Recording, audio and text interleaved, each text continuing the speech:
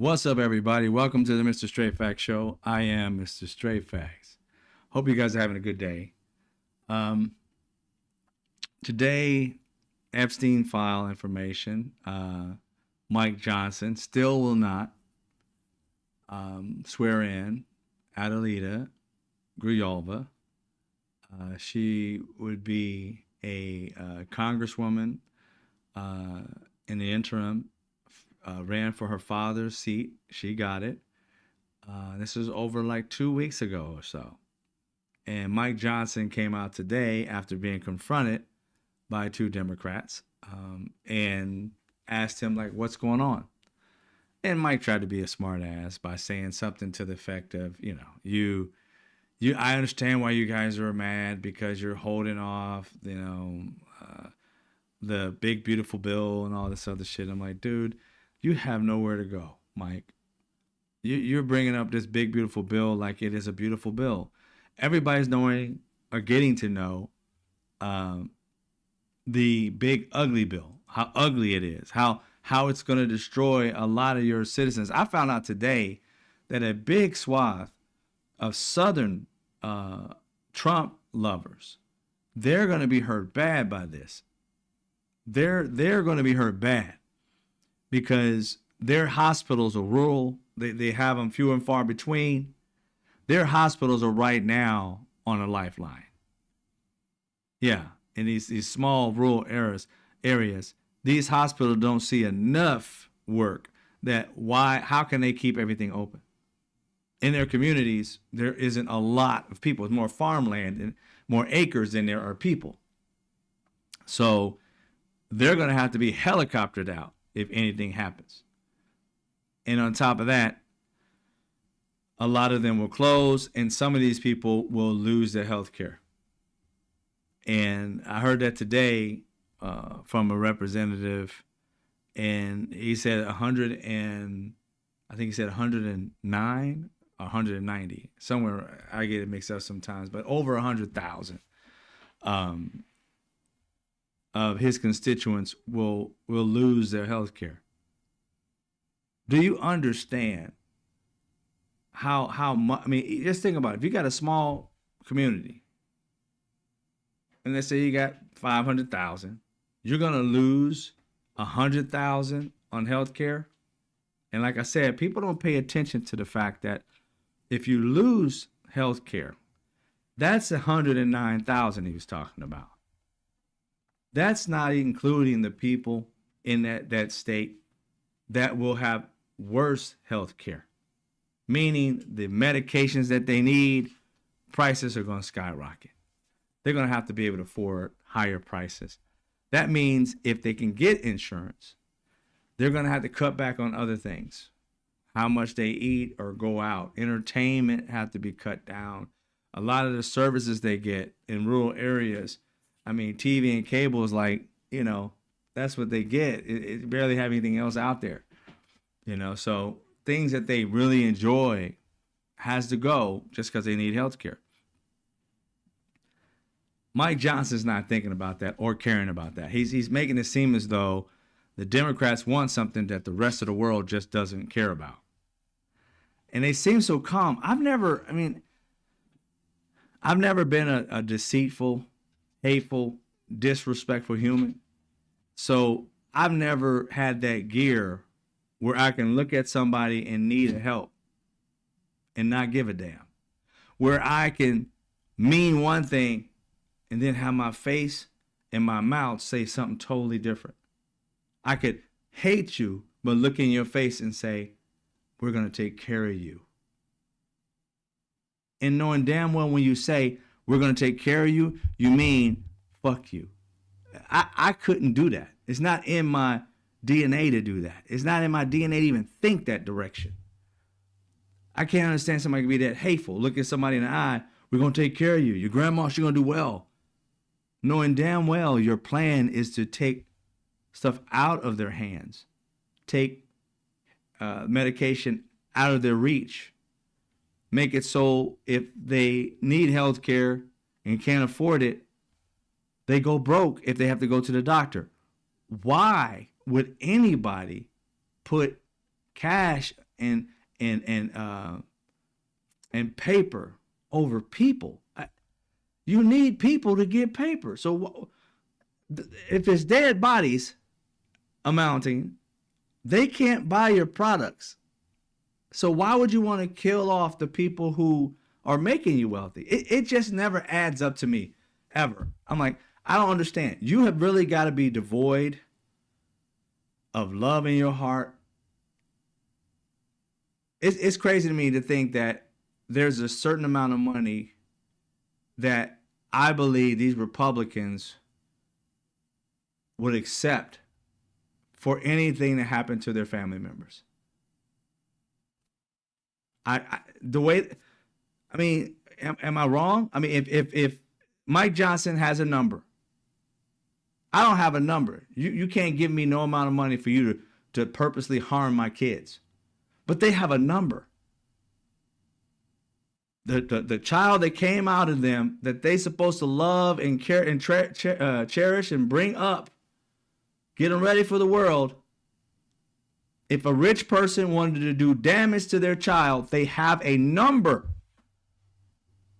that they would say yes to. That's some scary shit, but that's who they are. They have a number for everything. Democracy, they got a number to destroy it. Look you right in the face and say, I ain't doing nothing wrong, knowing damn well they are. Stephen Miller just said something, I think it was on CNN. He said plenary power or something like that. And then he froze. And I thought the man had one of those moments, those senior moments. I'm like, you don't look to be that old to be freezing. But then I went and watched the video. Now, I got something to say to CNN. You are dirty. CNN, dirty. Because Stephen Miller is one of the most notorious human beings on the planet right now. And you had this man on tape freezing. It could have been a medical issue. It could have been that he mentioned something he wasn't supposed to mention, but you cut that shit out. The only way we have it right now to even look at is because people watched the show and were recording the show, and that's how we got the video to be able to see it. CNN put it online, cut the shit out. Just that segment where he mentions plenary power or something like that, that power, if you look it up, means that he's got full power over the government. He doesn't have to listen to judicial. He doesn't listen to nobody. They've given him full power. That's what Stephen Miller's saying. That's why he shut up, because he let the cat out the bag. He wasn't supposed to say it. And CNN, instead of protecting America and democracy and asking him, what do you mean he has plenary power? No. They cut that piece out and acted like it never happened. Fuck CNN. That should have been the next question you asked him. What is plenary power? What do you mean? He should have not been able to let go without answering and responding to that. And that's probably why he stopped talking, so that you wouldn't be able to ask him any questions about it, that you would cut away and he would just suddenly disappear or something. But you guys kept on and cut that piece out. And to me, I think, and this is just me thinking now, I don't seen too many news organizations. You guys love salacious shit. It looked like this man froze and had a senior moment. You love, that would have got ratings for you. You would have put that shit on just to make fun of him. Just to say, we don't know what happened to Stephen Miller. He froze or something, blah, blah, blah, blah, blah. No. I think a guy's named Boris, who was the anchor. No, you guys didn't even put it out. You covered that shit up. Had this been Trump, he'd be suing you right now. Because you covered up something that, if there was a Democrat should have been shown. If there had been, that's the exact same situation that ABC sued, Donald Trump sued ABC and won $16 million. saying that they edited out something in Kamala Harris's interview. Well, in this situation, you edited something out of Stephen Miller's interview to make him look better than what he actually was, to hide something that he should have never said to the American people, but he let the cat out the bag, and that should be something that helps us to protect ourselves. That video, according to CNN, not us, that video should be out there every day talking about it, asking him in every interview, what do you mean that he had plenary power? What do you mean by that? What do you mean by that? And instead, you erased it, try to erase it from the lexicon like it never happened. That doesn't make any sense, CNN. You're supposed to be the news. You're supposed to be reporting to the people about any dangers, holding, power. You're supposed to be holding power accountable. And instead, you let power get away with saying that they're doing some dictator shit. Just because he froze afterwards. He was making sure you couldn't use that video after he said that. But you still should have used it. Instead, you hid it. That's some propaganda bullshit right there. To take out shit that really matters to Americans, and to America, and to democracy, and then leave in all the other bullshit. That was mighty fox of you. It was mighty fox of you to do. Hopefully, somebody shows you this, and your ass will literally put that video out there and give it the actual media attention it deserves. This man just literally told you, and he slipped up and told you and freaked out afterwards. That's a sign of guilt. As soon as he said it, he froze. That's a sign of guilt. He knew he shouldn't have said it. He knew that's what they're trying to seek. And instead of your guy digging deeper and putting them deeper into the hole, you stop hitting. It's tantamount of, if I'm in a boxing match and I got you on the ropes, Boris backed up and let you regain. He should have took you out. Uppercut, bam, overhand right, down for the count. Down goes Stephen Miller. But no. For the American people, you're supposed to be the person who's holding power accountable. You backed up and let power just shift the narrative. That was horrible. Boris, that was horrible. You should have went in and understood what the hell he mean by that. That's what America wanted to do. This is what I'm talking about with journalism. You guys suck at it. You really don't have journalism. You have sensationalism. You just love to just try and get like ratings for shit that nobody cares about. The ratings come from the shit that you talk about that we do care about. Him gaslighting America is not something we give a fuck about. That's MAGA. But you catching him in these lies, you catching him saying he's trying to destroy democracy, that's what we want to know about. MAGA's not watching you like that. It was mostly liberals, Democrats, and independents, people who didn't want to watch Fox. And you're becoming more foxy than you are newsy. Just saying.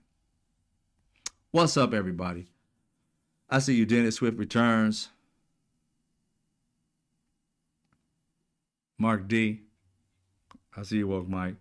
So that's the way I seen it from perspective on CNN. I think it was Boris. I want to believe his name was Boris. I could have been wrong about his name, but I don't watch it often. I just saw that clip.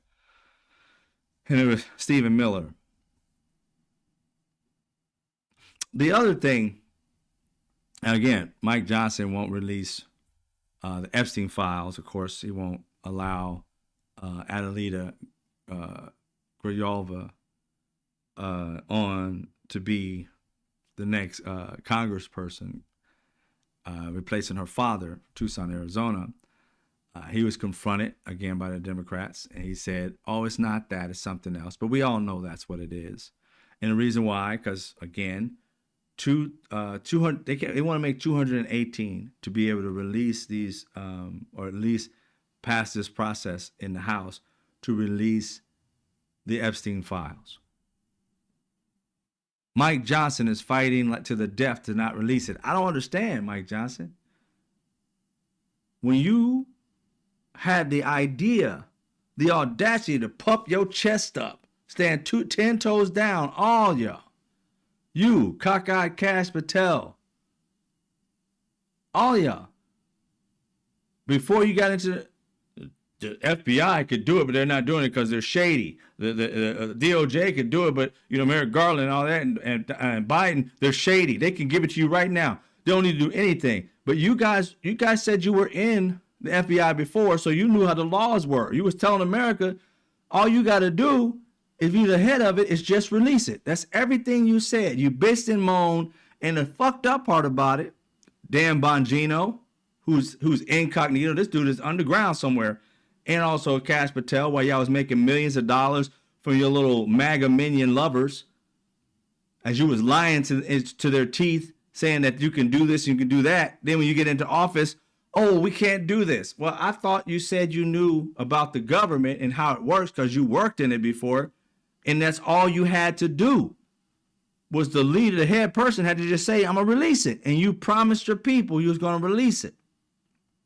You get in. First thing you do, you find out Donald Trump's in these files. I mean, but is he in there, or is he just in there? No, he in there. Oh, shit. Dan Bongino freaks out. He don't even want to be there no more. He stopped wanting to work. They had to hire some white dude to start doing his job while he disappears because he doesn't want to come out and tell the truth to his millions of followers that he knows that Donald Trump's a pedo. Or at least it looks like it from the documents he's seen. And he's not been out. I want y'all to understand something. Dan Bongino has not been out anywhere promoting Donald Trump. He ain't been anywhere defending Donald Trump. You don't see that fool nowhere. Before, when Cash Patel had those FBI agents work 24 hours around the clock, they all report to Pam Bondi. He had the 24 hours of the FBI agents looking through Donald Trump, through the Epstein files to find Donald Trump's name. They find his name all over the place. He tells Pam Bondi tells Trump. And ever since then, what files? What files? I don't know no files. We ain't had no files. How you don't have any files, bro? You guys were making millions of dollars doing what I'm doing right here. Screaming at people about they can get these files. All you have to do is the head of the FBI. All you got to do is head of DOJ. They can release it tomorrow. They don't need anything else. You guys explained to your people, and we heard you loud and clear, that you was going to release them. And we sat back and waited. See, here's the thing. Y'all thought we was going to be freaking out that you're going to mess with our kings and our queens and all the people that we love as Democrats because we voted for them, that you was going to get them and throw them in jail, and we was going to cry. Boo-hoo. No, we was going to be right there. Get them. You got this person, like I said, I don't give a damn who it is. You got them with a child, it's a wrap. I don't care if I did vote for him. I did not know that. I would not vote for him again. But see, here's the problem. You guys found out that Donald Trump's won, and you refuse to do what Democrats would do. This is why I say MAGA has no morals. MAGA has no morals. MAGA has no morals.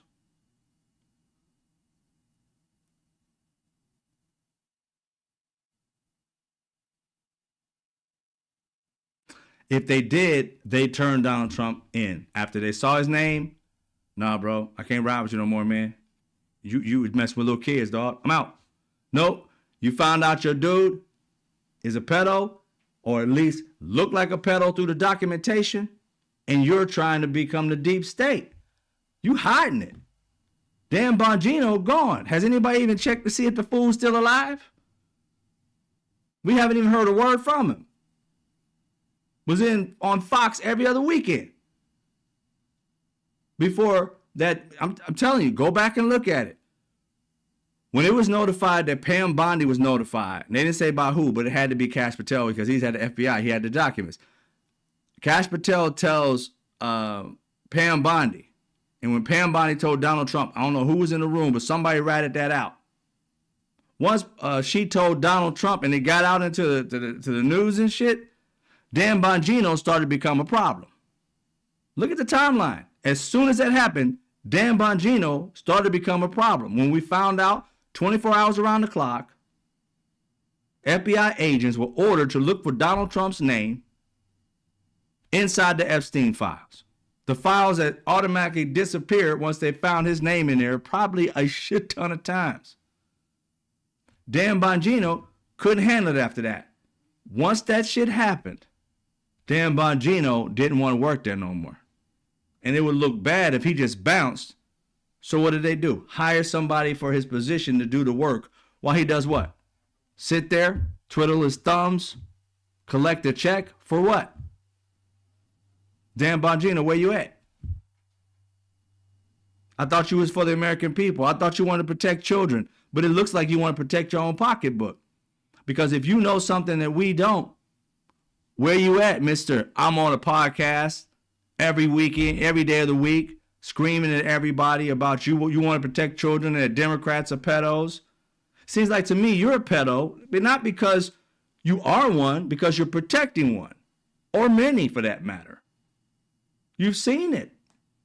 And you want to sit here and now act like you had the upper hand. You're just as dirty as the rest of those pedos y'all hiding. Why are you protecting people you don't know?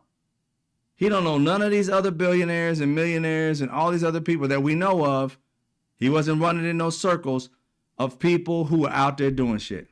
Is it because Elon might be on it?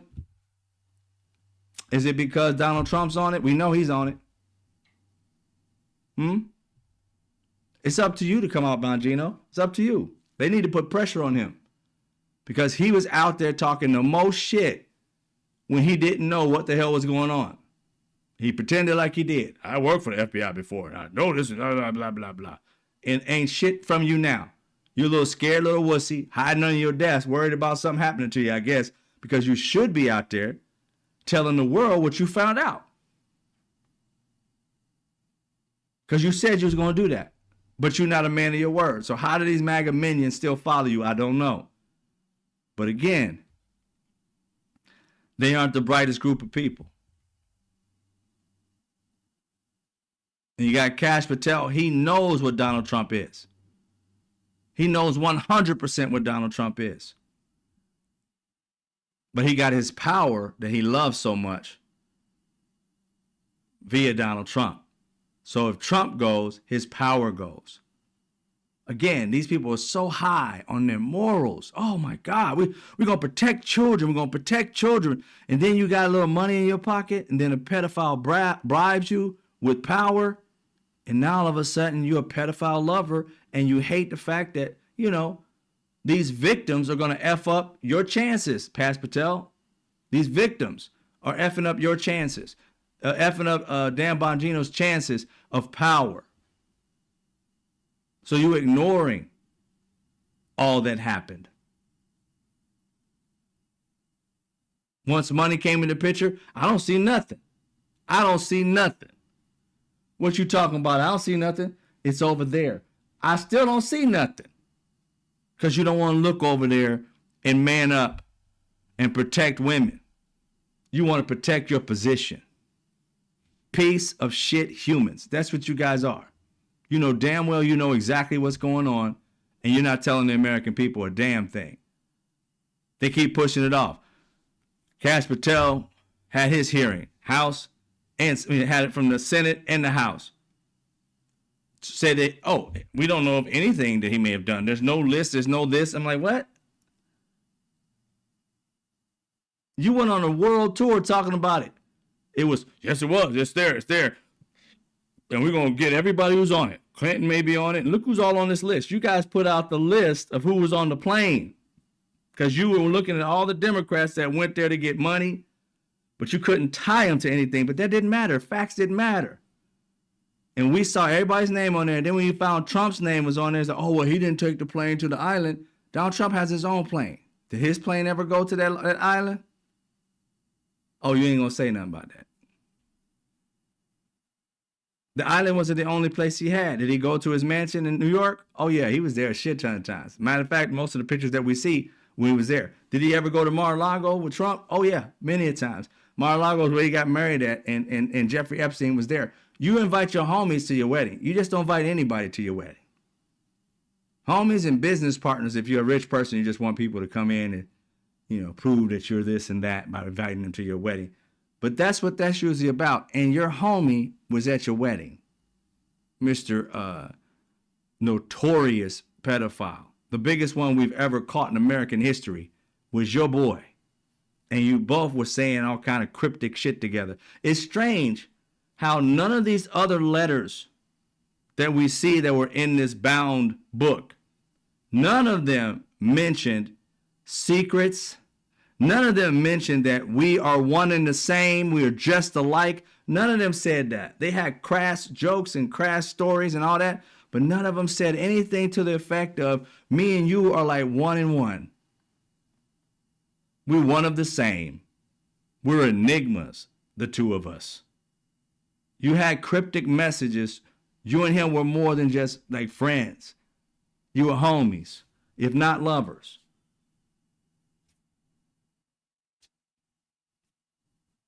This shit that y'all did together. But then you, oh, he's weird. I don't know him. They just asked him about whether he's going to pardon Ghislaine Maxwell. And this fool was like, who? I'm like, are you losing your mind? What the fuck you mean, who? Oh, I haven't heard the name in a long time. What? The woman that you was hanging all cozy up with, the woman that you was with, she was there when you had sex with your wife the first time on Jeffrey Epstein's supposed plane or in his mansion location with them, because Jeffrey Epstein told Michael Wolff this. And it's strange how Michael Wolff has still not been touched. Just yesterday, Senator Whitehouse called him out, literally said, hey, there's a picture with you with young girls. He didn't mention the wet spot, but young girls surrounding him. Bondi was like, oh my God, how'd you find out? That's so salacious. No shit. But is it true? She couldn't answer that. One of the many things, did you guys get a chance to see? I told you she was looking at notes. There was a photographer. I love this photographer. Whoever that photographer is, big ups to you. Big ups to you. That photographer who got really close up on her notes. This trick, not only did she have notes, she had some weird ass way of paper cut out. Little messages just cut out and just a sliver of paper glued inside of her book with people's names on it. Slivers of paper. I mean, you can print, trick. Why do you need slivers of paper? They put that shit together like it was a paper mache project. The fuck is wrong with these people? Let me make this real quick. Put it on here like a stamp. Yeah. They're remedial. These people are remedial. They know there's technology for this shit. You don't have to lick glue on the back of a piece of paper with a note on it and put it in your book.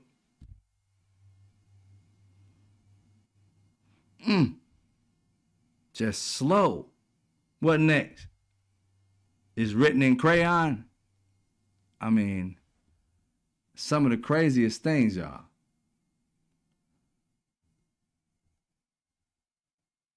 Exactly. Ghislaine Maxwell, the woman he wished all the best. And talking about I don't know. I ain't talked to her in a while. I don't know for sure. We got to look into that. What do you got to look into? She's a pedophile. A sex trafficker. Major.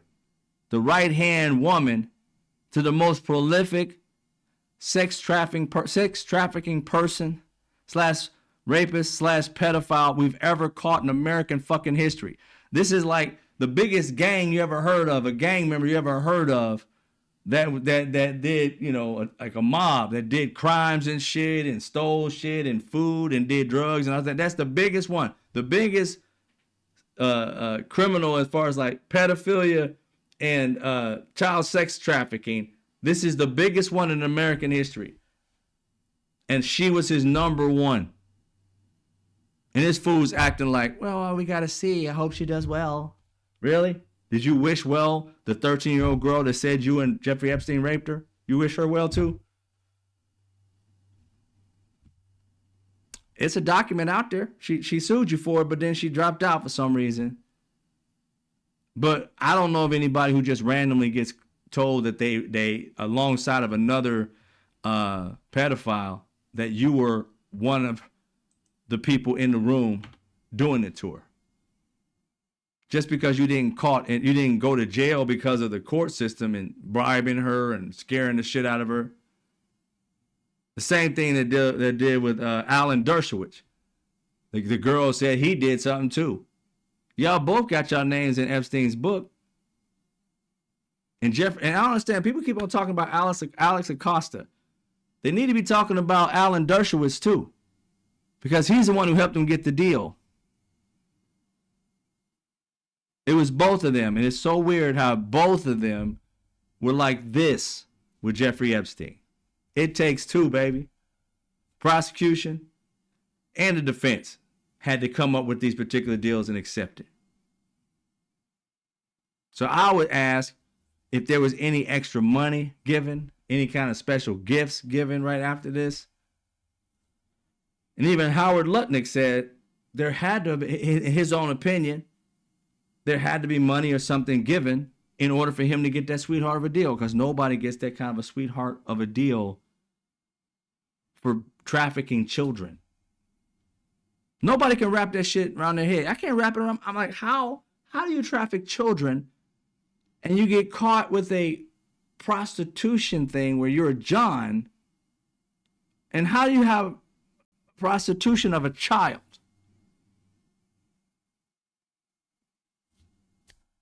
You're the one pimping her out to yourself, and you get the John clause and not the one of the actual person forcing it upon the child. I'm telling you, any judge, I would look at the judge too, because what judge would look at that and say, are you out your fucking mind? That shit ain't gonna cross. And they did it. I checked the judge too. How much money did he get right after this thing happened? I want to see the judge, the prosecutor, and the defense attorney. Alan Dershowitz, Alex Acosta, I don't know the judge's name. They all need to be looked into and investigated.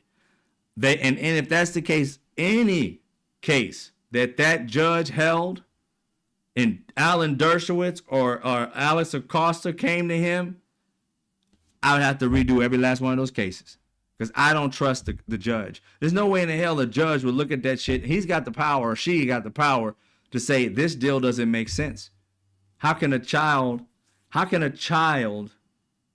be a prostitute and he's the one that's pimping her out, and you give him like this whack ass deal? No, we're going to court. This deal cannot happen. Nope. They made a weird deal that nobody's ever got in American history. And while he was going to prison on the weekend or whatever it was and hanging out at his job, he was still doing it to kids. Alan Dershowitz knew. Had to have. He was his lawyer. He was blamed and doing the same thing as him to one girl. So he wasn't oblivious to it. Donald Trump knew, wasn't oblivious to it. He's the one supposedly ratted him out at the end. All these people crooked. Kash Patel, Bondi, Dan Bongino. You guys, birds of a feather flock together. You guys were so loud about protecting children and young girls. And here you are, just as bad as a pedophile, hiding it, knowing that you got the information, you hiding it. And you don't want it to come out. Oh, and Mike Johnson too. Forget all that Christ and going to heaven shit. When you know damn well this man is a pedophile and you sitting here protecting the pedophile, not the children? Nah, forget that you going to heaven shit. That shit ain't never gonna happen, bro. And I don't know why people don't tell them that. How can you get into heaven? You think about the way these children were treated and you're not trying to get to the bottom line of it? You trying to protect it because you know there's Republicans in there or billionaires in there that you like, that you get money from? Says a lot about them, man. Need an overhaul of all the politicians. Whoever has access to this list, you need to become a whistleblower. Put this shit out so that we can get all the crap out of this country or in jail. Once we out all these people, then we can get them out of our system, put them on a registry, and protect our children. Other than that, you're useless. You got access to this document and you're reading it and you see all the crap that went down and you ain't doing nothing, you're useless.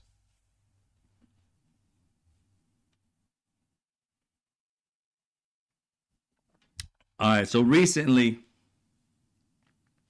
today, before I went on, and I see you follow on fire, gun toting lefty, Benny Loco. Uh, Donald Trump put out on a truth, I believe. I always want to say Twitter, but it's the truth. I hope everything's still up today because my internet seems like it's still going. I'm not gonna be on that long because I don't know if it's like too much. I don't know if it's too much at once and it knocks it off. I have no clue. I'm still working with it. I had to call my cable and ask them, to give me a call back because they were busy. They're supposed to be calling me back sometime this week. But anyway, but he came on, he did the truth, and I was watching some clips and so forth. They've come to an agreement, according to Trump. So I don't trust it with a grain of salt. But they had Qatar come out and say there was a mediator in Qatar that said that they also believe it, and some Israeli officials say it's true too. But they talk about it being the first phase of a ceasefire, right? So I had to go look it up because remember I read to that. Oh, thank you, Benny Loco. I read you guys before the 20 phases. So the first few phases is that Gaza will be a de-radicalized, terror-free zone that does not pose a threat to its neighbors. So they must have agreed to that because they said first phase. That's the first thing. Number two is Gaza will be redeveloped for the benefit of the people of Gaza who have suffered more than enough. Okay. Number three, if both sides agree to this proposal, the war will immediately end, and that's what they're saying. We haven't got any more information. It'll come out probably within the next hour or so. I'll be gone, but I'll talk about it probably tomorrow. Israeli forces will withdraw to the agreed upon line to prepare for the hostage release. During this time, all military operations, including aerial and artillery bombardment, will be suspended, and the battle lines will remain frozen until conditions are met for the complete stage withdrawal. Okay, so it's going to take them a while to withdraw all their people to whatever agreed upon line they'd agreed upon. Obviously, if it's the first phase, they must have agreed upon those particular lines, and they're moving all their military out.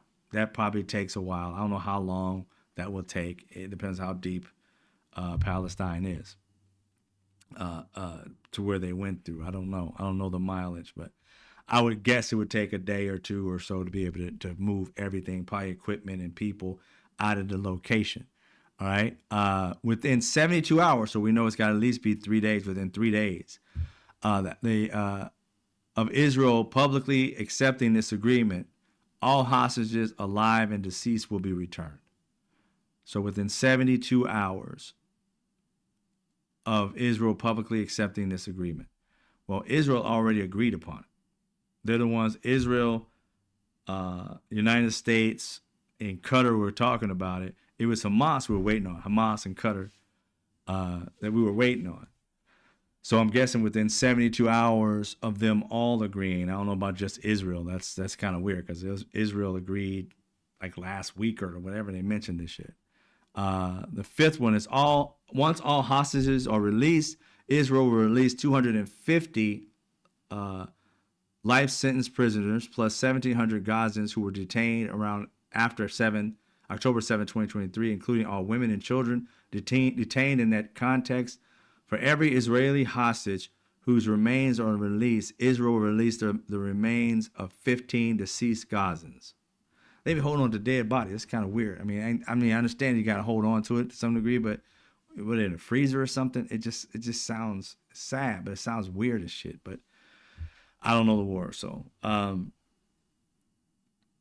once all hostages are returned, Hamas members who commit to peaceful coexistence and to decommission their weapons will be given amnesty. Members of Hamas who wish to leave Gaza will be provided safe passage to a receiving country.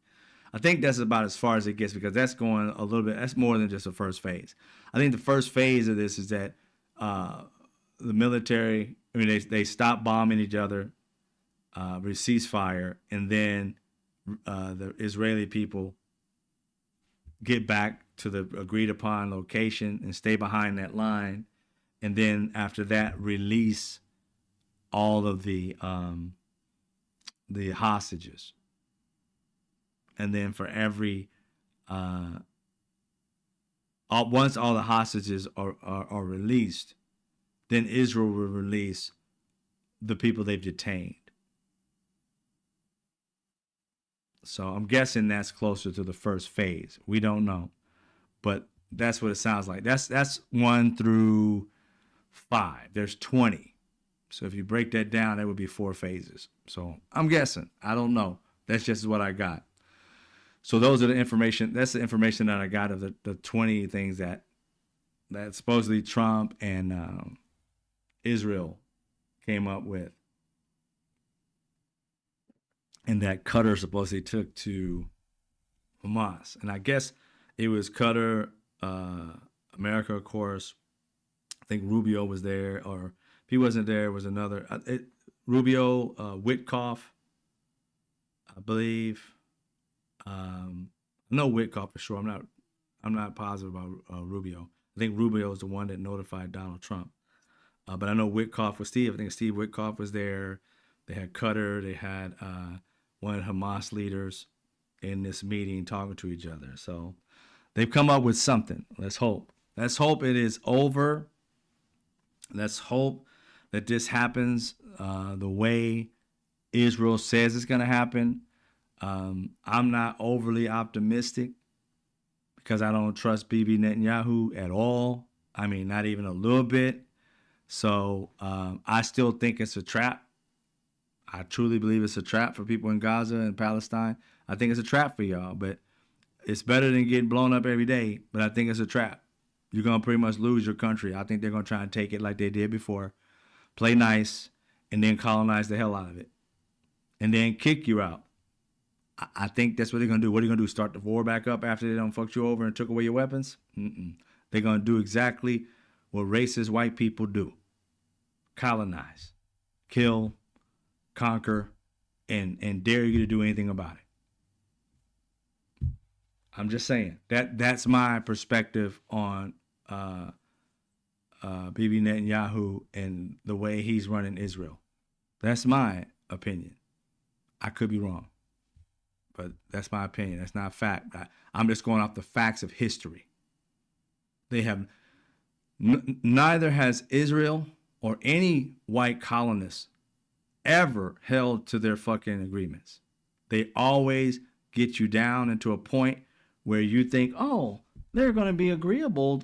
We're going to work this out. And then as soon as you think that they're really going to give you, they're going to smile in your face. Oh, yeah, we're going to do that. Then they're going to turn around, beat you, rape you, kill you, conquer you, and then bitch and moan and call you the thug, the criminal, the bad people, the terrorist, while they terrorize you and hide behind whiteness or Jewishness or whatever culture's done it before. They hide behind their race or their dominant race in that particular region and make you look like the criminal and the bad guy when they're actually the criminal and the bad guy.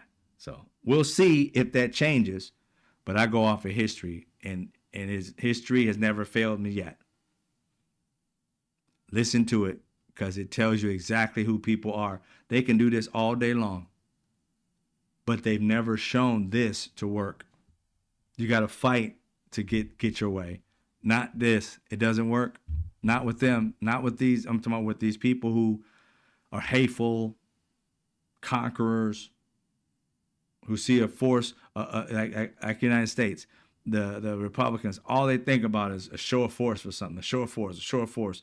And it's like, dude, you can get this by negotiating. If we want to go to war, we have to go to war. But that's the last resort. It's not the first resort. And with Donald Trump and all that, they're trying to make it the first resort. They're doing it to their own American citizens. They want other people in other countries to realize if we can do it to us, we damn sure can do it to you.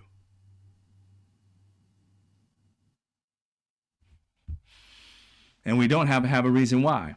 Just like they've killed these people, these Venezuelans in boats, we got senators right now asking, and they even asked Pam Bondi, like, what was the purpose of that? Do we have a justification? Do we know how much of these drugs was on there? Or do we know what kind of drugs they was actually sending? Do we know what part of the gang they were in and all the different things? And they have no answer.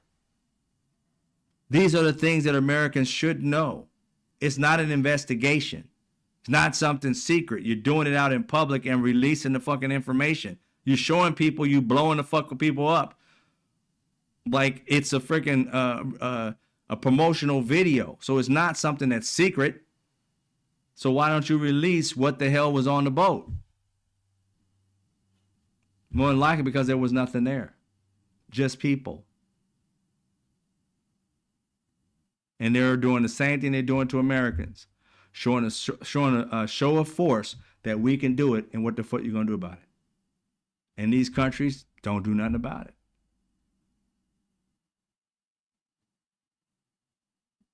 If it were me, I'd be yelling to call America an enemy, saying that they're now no longer allies or nothing to us. How can they be? They're killing our citizens with no repercussions to it. The UN needs to call them, and says that, that Donald Trump and his minions have created war crimes. I would be asking for that, whether they get it or not. I'd be asking for it. Because how are you going to kill our citizens and not justify why you did it? I mean, that's cowardly. Because you'll sit there and see, a bombing in Israel or some other country, and within hours, you'll hear like Hamas. That was us. Was me and my boys. We did it. They claim it. America don't claim shit. They just do it and have no justification for it. None. I don't know what happened there. Don't know why it happened. Just did. And they was bringing drugs over here. What gang were they bringing them from? The one we've been trying to get everybody to believe that's big and thick in America. What was the name of that one? Yeah, that one. That's the one that did it. The Venezuelan gang.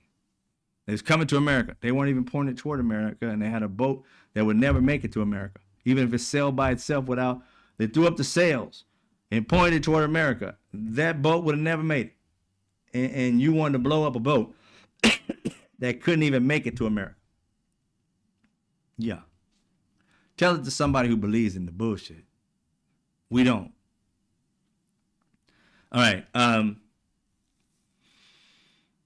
Comey was arraigned today, pled not guilty.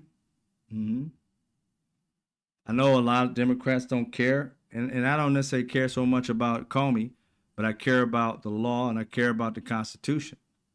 And the stuff they're doing to him is unconstitutional. It's against the law. You can't just throw a case out of nowhere when you have no evidence.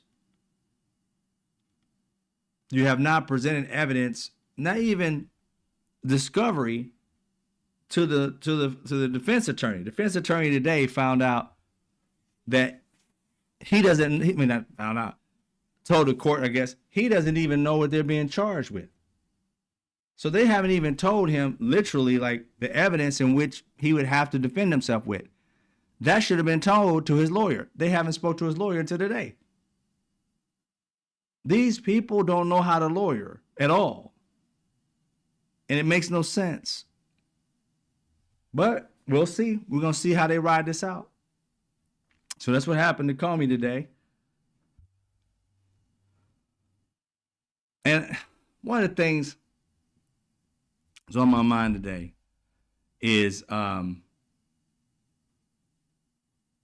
Donald Trump, taking a bird's eye view of everything they've been doing in Chicago with detaining all these black people and black kids and women and men, and detaining 30-something Latin people, about to deport them, but they don't have due process. So we don't know if they're deporting innocent people or crooked people. We don't know.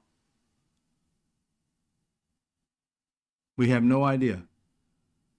And we can't defend any of them. The lawyers can't defend them. They're trying to get them out of the country without justification. I don't know. Again, one of the things that gets to me about all this is, I don't know. I just never thought of America being so disorganized in the way it's set up. We really don't have any pillars to hold everybody accountable. We got so many loopholes that rich people think that they can never be touched. We got powerful people who are next to rich people that are in executive powers and Senate and House and Supreme Court that have this immunity that they don't have to be fair to American citizens. We got Clarence Thomas taking $500,000 homes and bribes. Billionaire bought his mom a home, paid for his school, his kid, I think it's his grandkid or something like that. Paid for his schooling, took him on multi-million-dollar vacations, shit that he could never afford. What do you think they did that for? And now him, Alito, and all the other MAGA minion Supreme Court justices, they don't have to hold themselves accountable for their actions, which ultimately look illegal as fuck.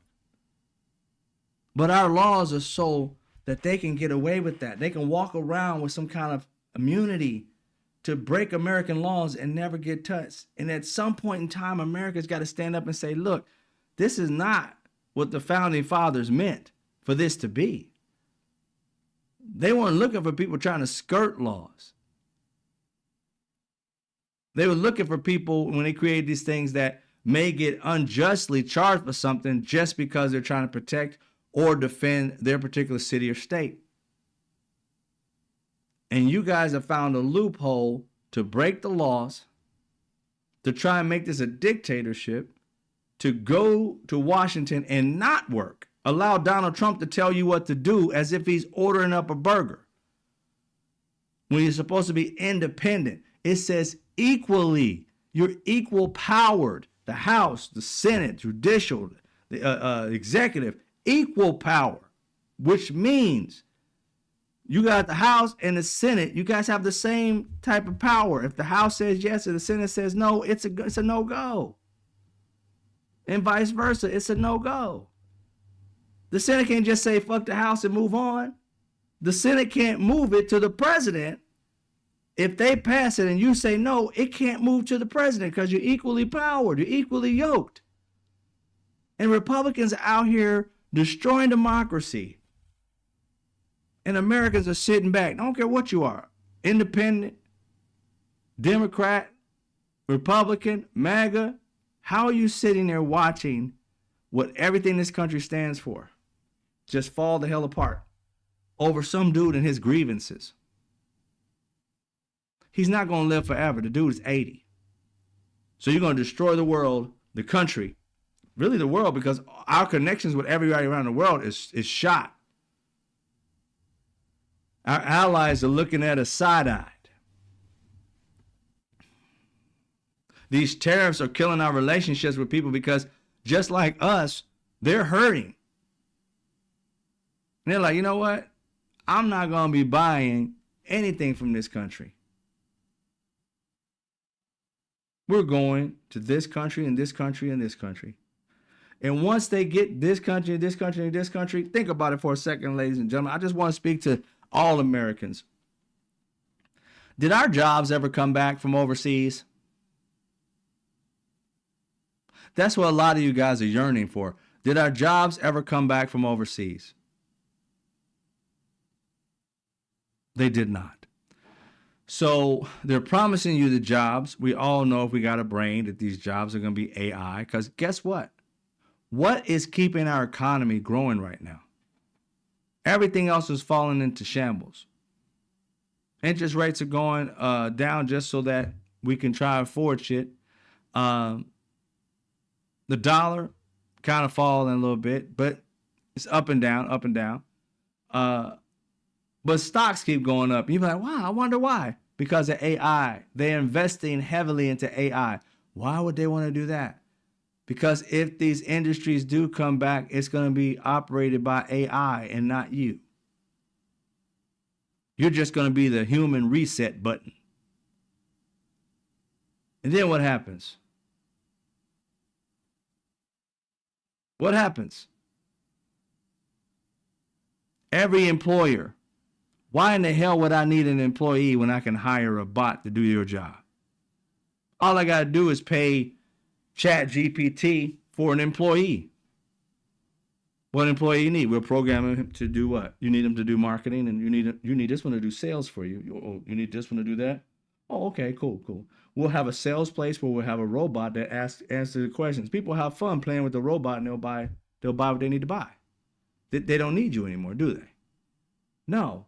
So that's why, and it may be a big time like internet bubble. If you was here during the 90s in the internet bubble, the AI may be an internet bubble down the line because people are heavily invested in AI. That's why our stocks are going up.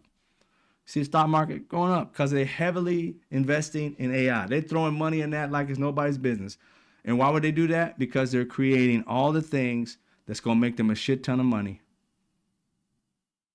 And even if you do have your job and things of that nature, and you keep your job, you're going to get paid less because all they're going to do is ask you to run everything through AI and fact check it or copyright it or do whatever you got to do to change it. Make sure it makes sense before you send it out.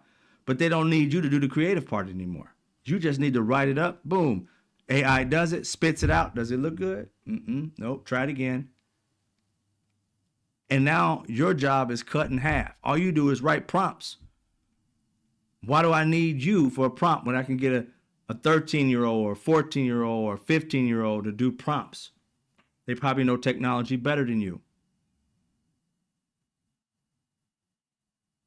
I keep telling you these technologies are going to take over, but it depends on whether you get into the industries that are going to allow you to benefit when it does take over. If you don't, you think you're going to still have these menial, like in their mind, menial, pick it up, move it over here. Pick it up, move it over here. Pick it up, put a fender on, move it over here. No, they are going to have other things put this shit together. You're going to be a glorified reset button.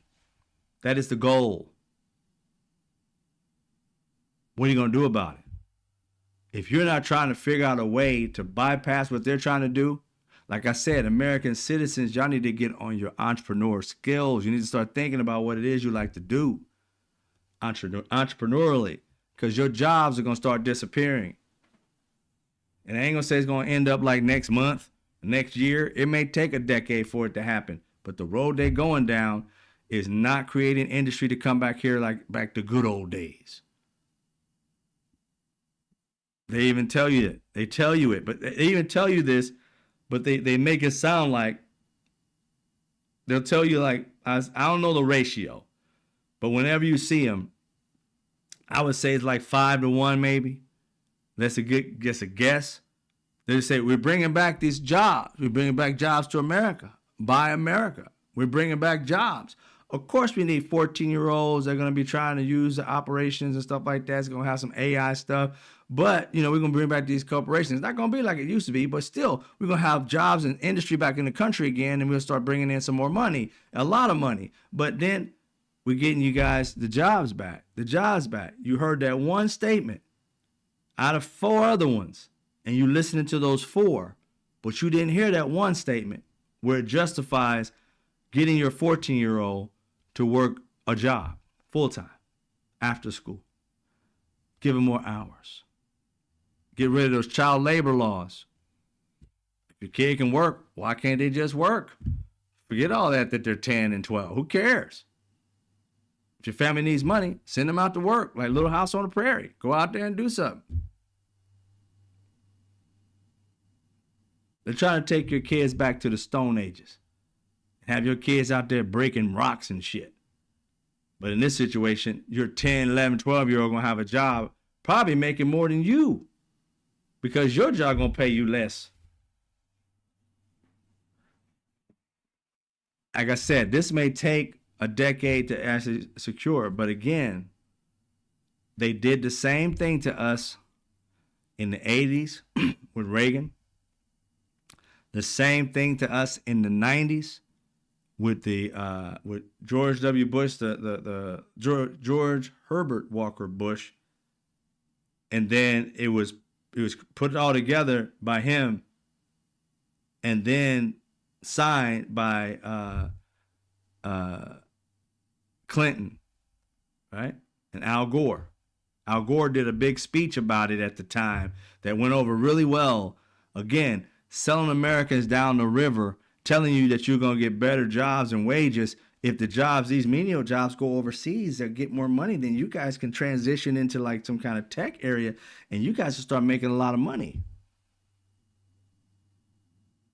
And then industry left, one after another. The car industry started going to hell. The steel industry flat out left. Gary, Indiana, all these other, it hasn't come back. And all that time. Now go back and see those states that the industry left, those communities that the industry left many years ago, way back in Reagan and with Al Gore, Clinton, and the last the Bush, George Herbert Walker Bush. Go see what those states and cities that are nearby those industries that left. They are trash right now.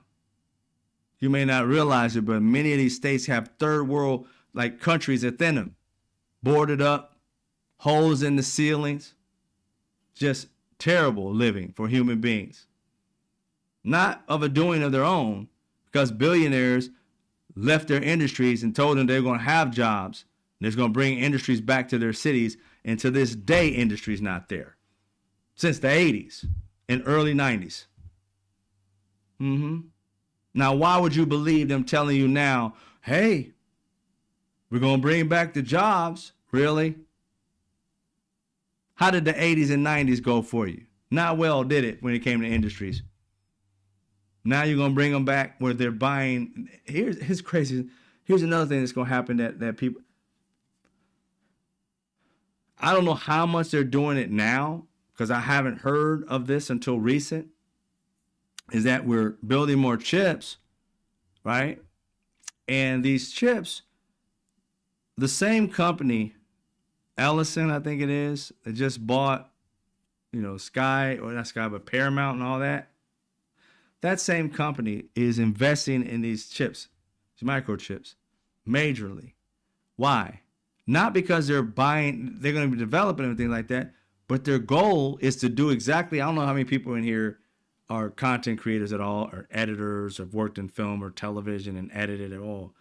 But you ever heard of Adobe, Photoshop, or not Photoshop, but Premiere and things of that nature?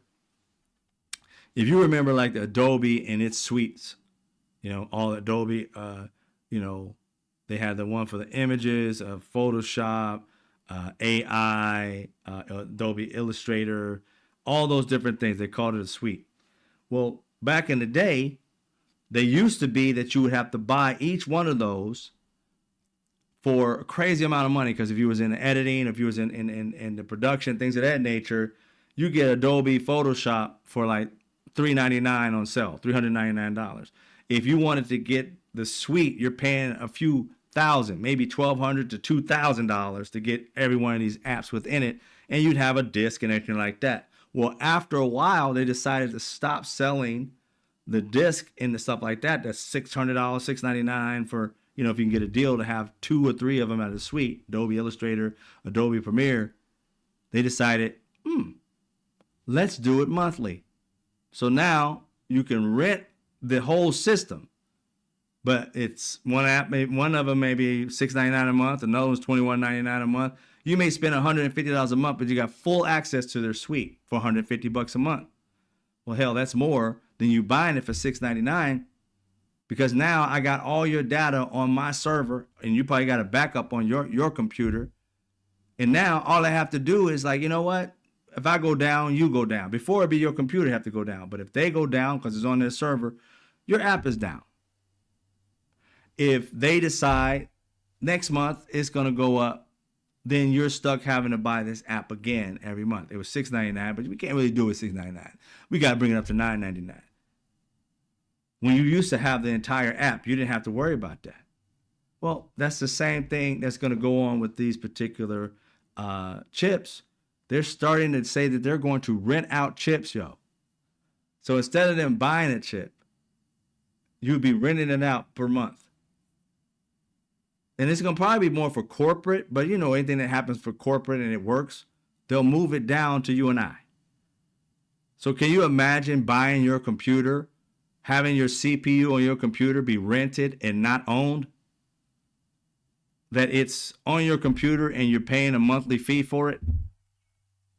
No, I wouldn't want that shit. But again, they're moving. How can I make more money? How can I make more money? How can I make more money? That's why I haven't bought any of these suites since it came out. I'm still on Adobe CS6. I'm not paying a monthly fee for shit that I used to get and pay one fee for, and I can keep it all 4, 5, 6, 7, 8, 9 years and just get an update if I choose. People think it's cheaper, but it's not. It's highly more expensive.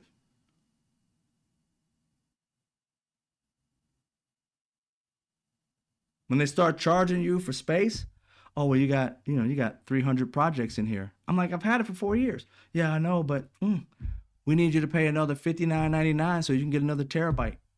When you can just go buy a terabyte for 150, 250 bucks, buy a 6 terabyte for 200, 300 bucks, and you straight for 10 years. Not a month-to-month process. So that's how they're going to make money off of this whole thing. So when I ask people, when you listen to these corporations, don't think about how it's benefiting you right now. Think about how this thing is set up and how it will not benefit you in the long run. I know y'all get tired of certain things. Like, for instance, if anybody has Windows 10, it's about to end and you won't have any kind of updates or anything like that.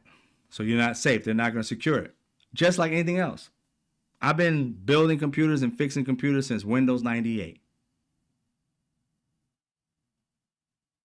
And every time they change the system and stop doing something and stop even using it, they force you to buy the next one. Windows 11 is now the thing, has been the thing for a while. When they get tired of that, they're going to build another one. You're going to have to spend another $200, $300 or whatever to move it up. And they've gotten even more greedy by making it so that the next system that they build won't house access to your graphic card. So now your graphic card is outdated, even though the bitch is like one of the best graphics cards around. It's outdated because that computer won't work with it. Now you got to build a whole computer. It's insane. They're always looking for more and more and more and more. It should be you that makes the decision that my system's kind of slow for me now. I'm going to move on. No, they're constantly taking money out of your pocket. Just greed, greed, greed, never really giving you an entitled benefit for it or for you to be able to keep it as long as you want.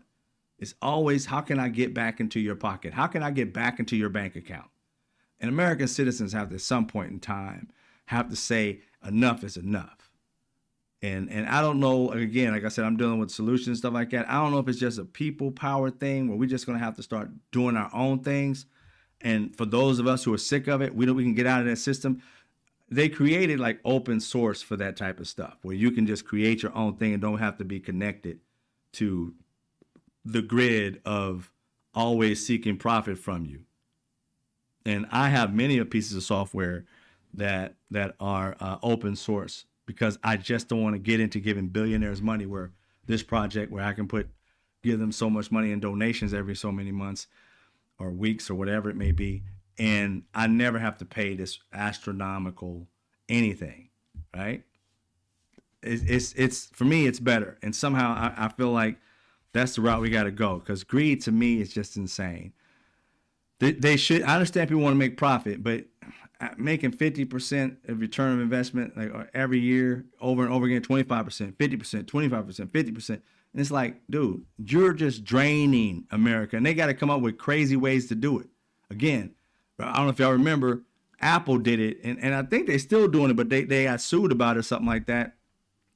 Whereas when they wanted you to buy a new computer, they basically put a bug on your phone. So your phone started either getting heated, they get overheated or something else. And when you have these updates, it was meant to make you have to get another phone if your phone was an older phone, one that they wanted to phase out, just so you start having problems with it. So you start thinking, it's time for me to get a new phone. I've had this about 4 years and starting to get hot. No, that's the system that they put in your phone so that when they send you that update, it's, we're just trying to fix this and fix that. No, it was literally trying to fuck up your phone, get overheated, burn out maybe, so that you have to force to buy a new one. Yeah, I think they got sued about that a while back ago. So it's just insane. Being taught Windows dentists, yeah. Same for Microsoft OneDrive. You have to pay more for storage. Vera, like I said, I've been doing computers for a long time. I'm a serious computer geek. I used to build computers for a side gig. And I built computers for a lot of, some famous people, regular, just everyday people, uh, $1 million homes, regular homes. And I just loved it. I just would go over to people's houses and set their routers up, Linux or whatever they wanted to have. And that's the thing that I found out was like, once I started doing things, once they started going to that cloud, started going to the cloud, I realized, like I don't use the cloud anymore. I made my own server, right? And I'm gonna tell you right now, I love having my own server. I mean, my server, um, it was pretty. It wasn't like super expensive, you know, maybe like a couple $100 or so for the actual server, no more than 300 or whatever for the server. And then it was like probably for I got a 6 terabyte. I got like a six, was it times three? No, two. So it's like 2 bay. So I can get up to, I only got six in one, but I can get like up to like 24, 25. I can get like 48 terabytes or some craziness. But I only got a six because it was like at the time, like, I don't know, about $300 or $400. So, but again, $600 or $700, I got this whole thing set up. And man, I got enough space to last until I'm 70 years old, the way I work. And it's like, why in the hell would I pay for that? Because again, a lot of people don't know how to do this stuff, but it was well worth it for me to put this. It's called TNAS, TNAS. It was server. It was well worth the money to put together, and it's pretty easy to put together. I've built other servers for workspaces and workstations and things like that. That were they had to go into racks. Those were harder. Back then it was Linux. Those were harder to do because I really wasn't that much of a Linux person. But yeah, but still, I know this is off kilter, but I'm just saying we need to get out of this situation where off this billionaire train where they're forcing you to keep buying shit and buying shit and buying shit and upgrading. And like I said, when one of the first ones that the cloud that came out, I was one of the first ones to get on it. Dropbox. Got on Dropbox. I was one of the first people to get on Dropbox. And because I was one of the first ones, that first core group of people when it first came out, it was something crazy like a terabyte or something I got. And it was like nobody else had it around me because not everybody was like me getting on everything at the very beginning. So I had like a terabyte or something craziness. I was like, oh man, I'm gonna be set, right? So here it is. I had to get an upgrade. My first time I got it, I think I got like 100 gig, free. And then they had, if you stay on with us like 6 months or whatever the hell it was at the very beginning, they gave you additional 10 gig or whatever. And so probably about a good 2 years in, 2 or 3 years, they just, boom, they kicked me up to a terabyte. And I had that for the longest time. So I had at least, I would say, about 300 gig worth of stuff on it by the time. And next thing I know, Dropbox hit me up and was like, you have 100 gig of space. So I'm thinking they added on to my terabyte. I'm like, oh, they gave me a terabyte plus 100 gig. All right, cool. No, they got rid of my entire terabyte. My terabyte was not an introductory thing. It was literally, you're the first people to get on. You guys that have this forever, sign something, blah, blah, blah. Small print must have been there or something, but they took me down to 100 gig. I was like, where's the rest of my shit? Oh, well, you can sign in and download it somewhere else if you like. Or you can purchase it and get it all back. Oh, y'all. I was like, where Dropbox at? I'm going to burn this bitch to the ground. What the fuck y'all talking about? Where my shit at? And it literally took me a while to get back in and get my stuff and get it off of there. So I can't stand when people have you, by the short hairs, and you're sitting here like, I trusted you. I'm one of the first people on here. You gave us this because we stayed on your system, and you were able to raise money because we stayed on your system. I know how this shit works. So they get so many people on, they're giving this stuff for free because they go into the billionaires and saying, look, we got 300,000 people in like 2 weeks. It's because you gave them everything for free. They don't have no fee. Well, we're going to charge them later. We got 300,000. So they start dealing with numbers. Well, we got 1 million. We got 300 million. Then all of a sudden the fees come in. So that these rich people who invested all this money get their money back. I see how it works. But if the people come on at the very beginning, those are the people you need to treat like kings and queens. Because those people leave. That's your core. They kickstarted you.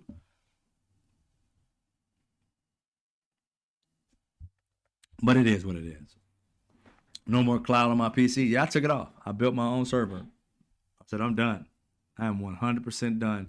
And like I said, to be untethered to a monthly system like that, oh, it's heaven. And then to be able to upgrade and not have to worry about it. Like again, I said, my thing, I got it, and I want to say it was under 1,000, but it was well under 1,000. I want to say I'm probably overshooting it. I think my N.O.M.A.D server may have been less than $200 at the time. And then the actual drive, it was, I want to say that was close to 600, but it may have been less because I was searching around. But either way it goes, the system is beautiful. I can get it from anywhere. On my phone, I can get my files. I'm going to go to Texas here pretty soon, and I'll be able to reach my server from my house here in Texas, anywhere in the world. I mean, it's a beautiful thing. Not unless my internet goes off. My internet and my power goes off at home. Then I messed up. I never put y'all names up here. My bad. I'm up here talking this entire time and didn't show y'all love. My bad. But anyway, those. I wanted to say one last thing, and that was the Donald Trump is out here now trying to invoke the Insurrection Act. And a lot of me is, I don't know how often you guys sit back and think, how we get here. Where does this hate come from? You know what I mean? Because I'm not a hateful person. I'll fight because I have to, but I'm not a hateful person. If my default is love, happiness, joy, that's my default. I love being in my silent moment. My girlfriend will attest to it. I'll sit and do work and won't say shit for 20 hours. Won't bid so much say a peep. If I'm focused, I'm in. I'm locked in. I don't need to do nothing but just enjoy what I do and build what I build. And people who have a consistent drumbeat of hate, do you understand the energy it takes to hate? Do you understand that shit? I mean, when I grew up, the thing I hated the most was racism. I hated racists. I couldn't stand them. I mean, I would just sit there and just look at a racist like, all the things that go through my head, I go to jail for that. I'm going to go to hell for that. I'm definitely going to go to jail for that. I might not make it out for that. All I kept looking at those racists was like, I see him at the end of a noose. I see him being, in every horror movie, being torn apart type mentality. I just saw, and that hate of them being so evil to everybody else, and I'm wishing it on them and their lives and families, everybody. That energy drained me. And I wasn't actually producing hate. I was just visualizing this shit. These people act on it day to day. They wake up and take a hefty drink of it. They shoot it into their veins like a heroin addict.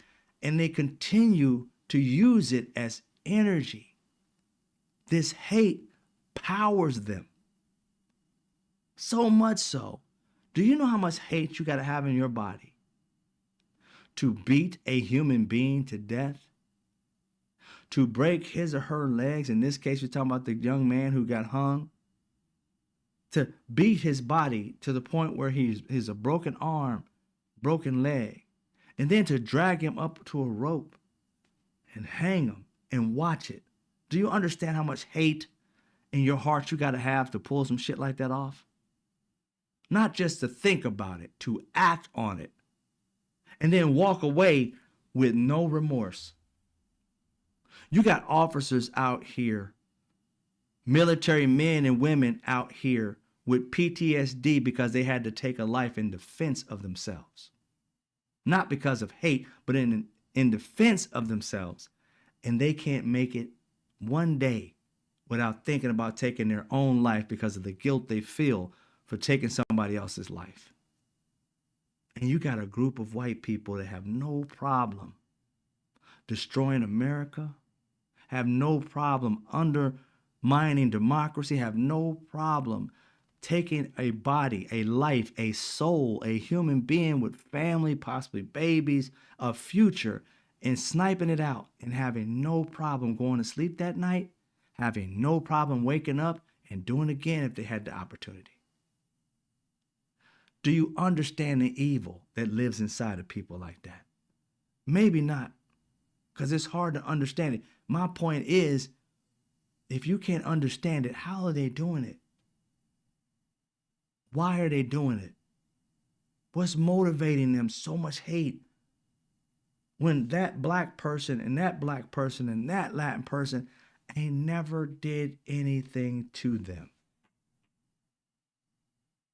See, this is why hateful ass racist people are afraid of people like you and me, because they don't understand why we don't have that gear. See, we have that gear for defense of ourselves. If you're coming after me, I'm going to do what I got to do.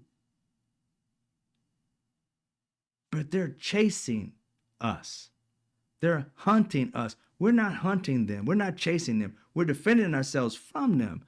What's in their minds, in their soul, in their spirit, and what makes them want to go out and hurt somebody? I see you, woke Mike, and again, you're a white guy, and you don't have it. That's what I'm saying. It ain't just normal white people. It ain't just normal people.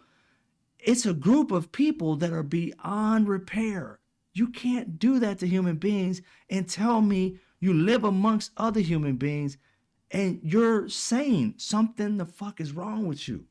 It's not just you dislike a race. You got hate for it. And it's never done anything to you to hate. Do you understand, to get me to hate like that, you would have to have done something to me egregiously, like harmed one of my children in front of me, like hit me with your car or some shit, like shot at me or something. Something you had to have done that put my life in danger, that would get me to think about just unaliving you, not because of your race, not because, you cheated me and made me pay for something and whatever. Even if you robbed me, I ain't trying to unalive you. So my point is to say, you're dealing with demons. These aren't average people. These are not, I would even consider people. I say they're animals, because most human beings don't have this gear. The people who have this gear are sick, mentally ill people. And I ain't talking about like mentally ill like you got schizophrenia. No. I'm talking about people who don't have emotion, people who don't have love, people who sit here and have a straight face and will unalive you and look at you and put their finger in your eye to see if it's still wet. That type of crazy. These people aren't normal. They are not people to procreate with. They're not people to be friends with. These are demons, and you would not want a demon in your life. And that's who they are. And they mask themselves being nice. But anybody that can do to that black child, break his legs and hang him, just because the idea that they say is because the white kids were messing with his sister. He went to go defend his sister and told him to leave her alone. So in defense of his own sister, these white boys felt so entitled that you shouldn't be able to tell me what I want to do, that they had so much hate in their heart that they ganged up and killed a black child. When they were in the wrong to begin with, being held responsible for their actions, just verbally. Turn on, kill.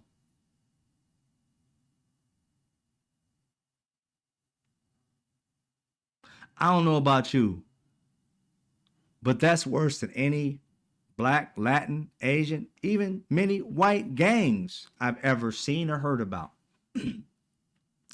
They usually get people who fuck with them. White nationalists and racists get people just because they exist. They could be just having a good old time, eating some ice cream, and their hate is for that person's skin, not for their character. That is scary, weird even. And those people shouldn't be able to live amongst us. They should be exiled for that type of shit. But no, they put people like that in power, like Donald Trump. Just saying. I'm just saying.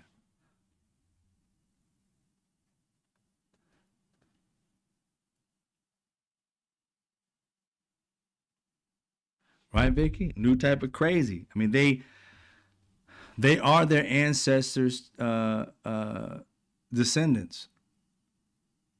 The ones who enslaved black people for hundreds of years. That's who they are. And what activated them is that we knew who they were.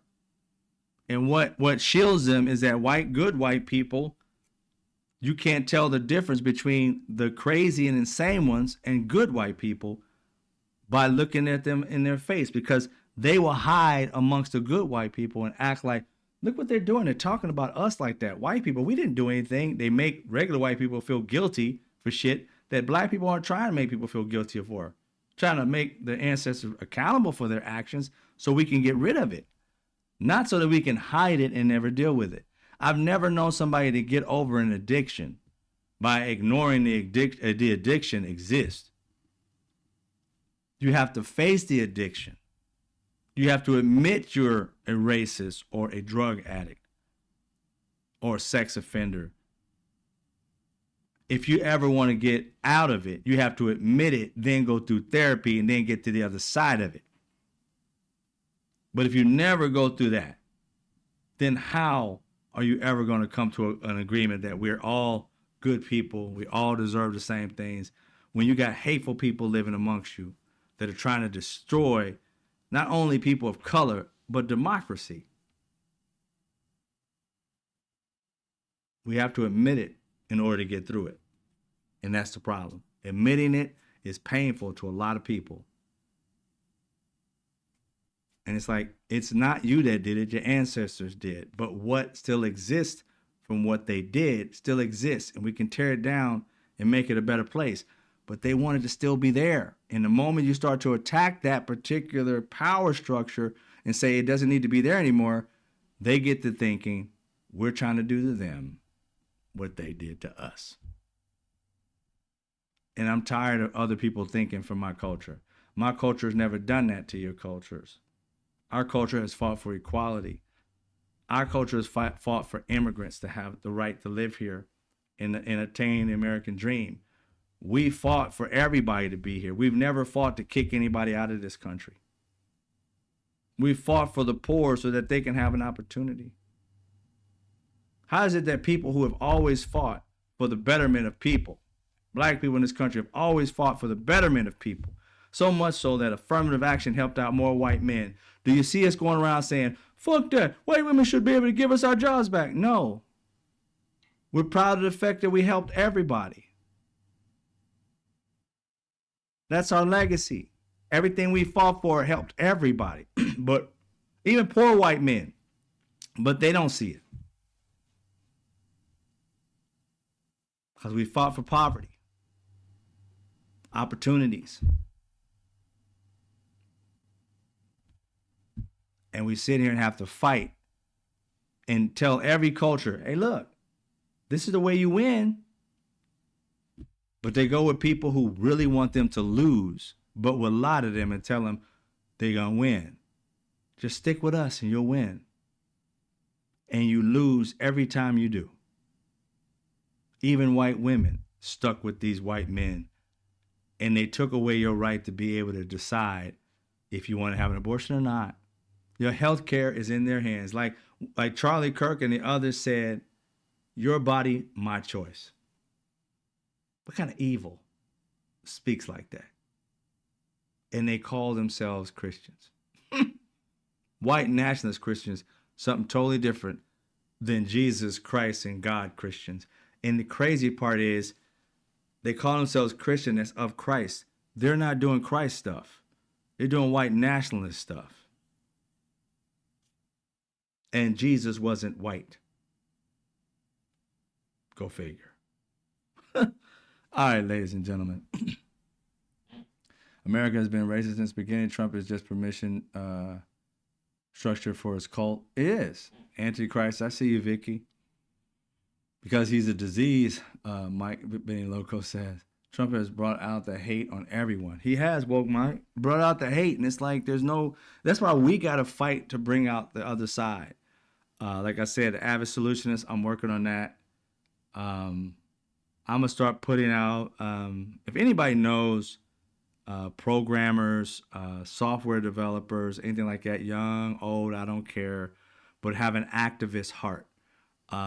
We want to build things that protect American citizens, especially from Donald Trump and his minions. And I'll let people know, if you know of anybody who's doing that, they can hit me up at solutions. I have to create the email. I'm gonna do something else. I'm gonna develop the email tonight. Teams@avidsolutionist.com. Teams@avidsolutionist.com. And I want to be able to talk to them because I got some things I want them to help build. And again, it's activists and not gonna be money up front, but there'll be money on the back end if what we do actually becomes successful. There's a lot of things that are in motion to be able to help us. American citizens need to protect themselves especially if we got military out here, we got all these people in your city, in your state. You never know how long, how big and wide it's going to be. And one of the things that's been the hardest part is them having the narrative and the American people not having it. We're getting bits and pieces of information from whomever records this information out in the field, and meaning outdoors in these protests and everything, either being Chicago, California here, other states that they're moving to. And I truly believe that the protesters, that we're going to have to need a lot of them going forward to try and get this thing to stop, or at least win the narrative. One of the things you guys have been seeing, I can barely work my phone, but one of the things that you've been seeing is in this fight for the narrative, Donald Trump and his minions have been going out shooting video, like promotional video about what they're doing.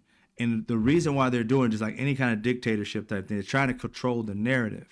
As Chicago said that, kids were being taken out of their apartments, some of them unclothed, being, zip tied as they walk. There's really no evidence, video evidence, except for their witnesses that say that. Well, they got the witnesses, and Donald Trump does the exact same. What they're doing is recording it, and then they edit it, and then they send it out and make it seem like they're the champions. And they put this promotional video and audio and sound behind it to make it seem like they're the superheroes coming in and saving the day.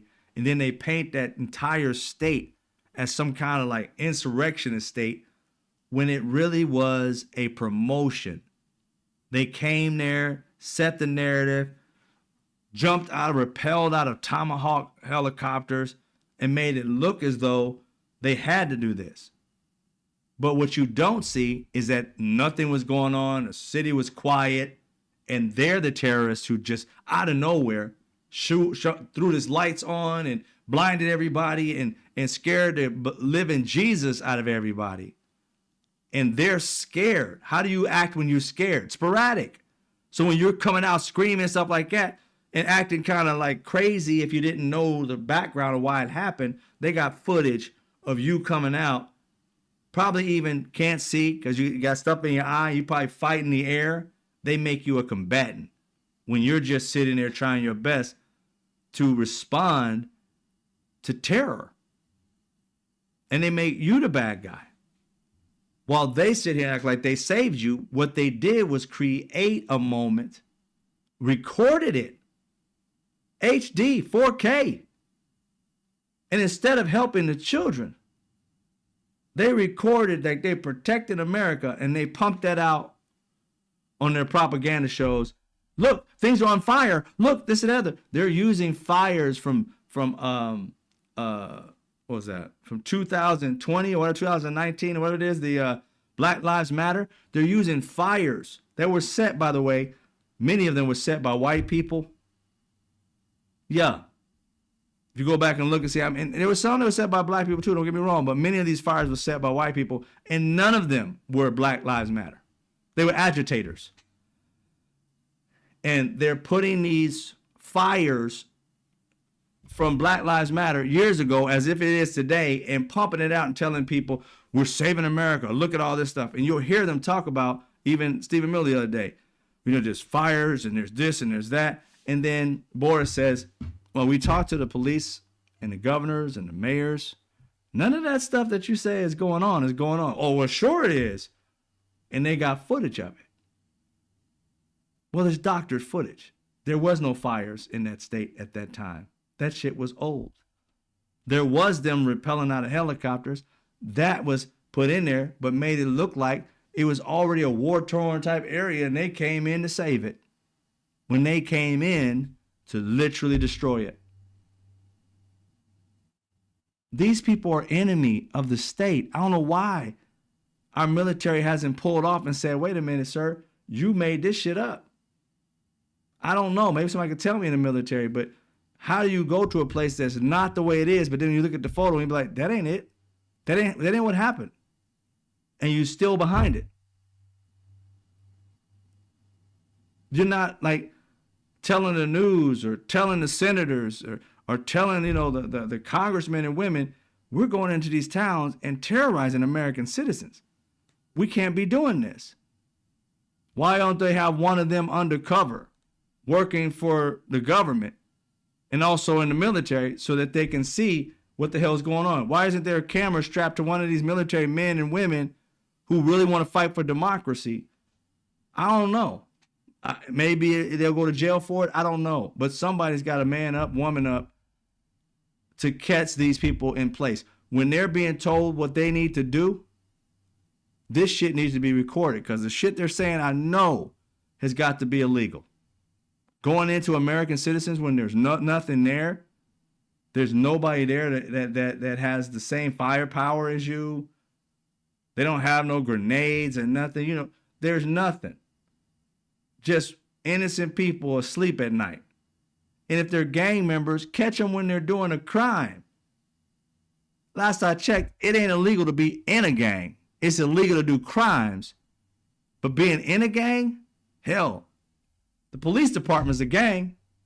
So they should all be rounded up. I don't know, y'all. Yeah, a lot of them out there picking up trash. Some of the military people out there picking up trash. And I think it was the military. You're right. They're doing the trash. It is I don't know about the other ones. The ones in Chicago, I think they were part military. I know they were, they may be, what are they then if they're not the military? Because they repelled out of Tomahawks. I know in other states, they're going, in California, a lot of them were just, they're not even in the areas in which we have crime. They're just picking up trash. But I'm trying to figure out what the ones were that did Chicago. Because jumping out of Tomahawk, I didn't know for sure. I thought they had to be the military.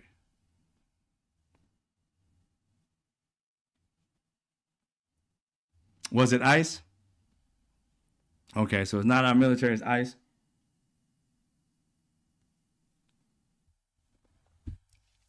All right. I stand corrected then. Thank you for that, gun toting lefty. But somebody need to be recording it. I can't imagine what they're telling. I got to sneeze. Mm.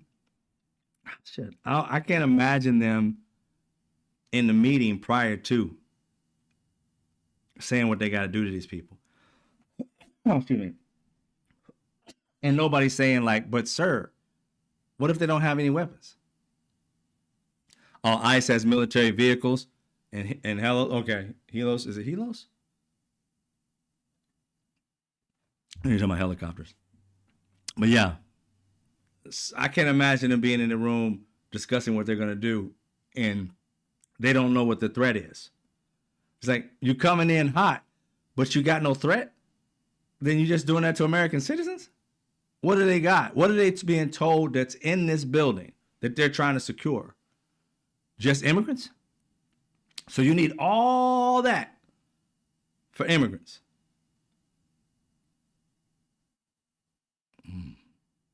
Yeah, I don't know about that. But anyway, ladies and gentlemen, like I said, always working on trying to provide solutions for this. But me, like I said, let me go ahead and set this up real quick. I'll set it up within the next hour. So give me until like another hour from now to get this email up and make sure I'm gonna write it down. It's gonna be Teams at Avid Solutionist. Teams at Avid. I'll put it in solutionist.com. And that's gonna be people that are activist minded, that are computer programmers of some sort.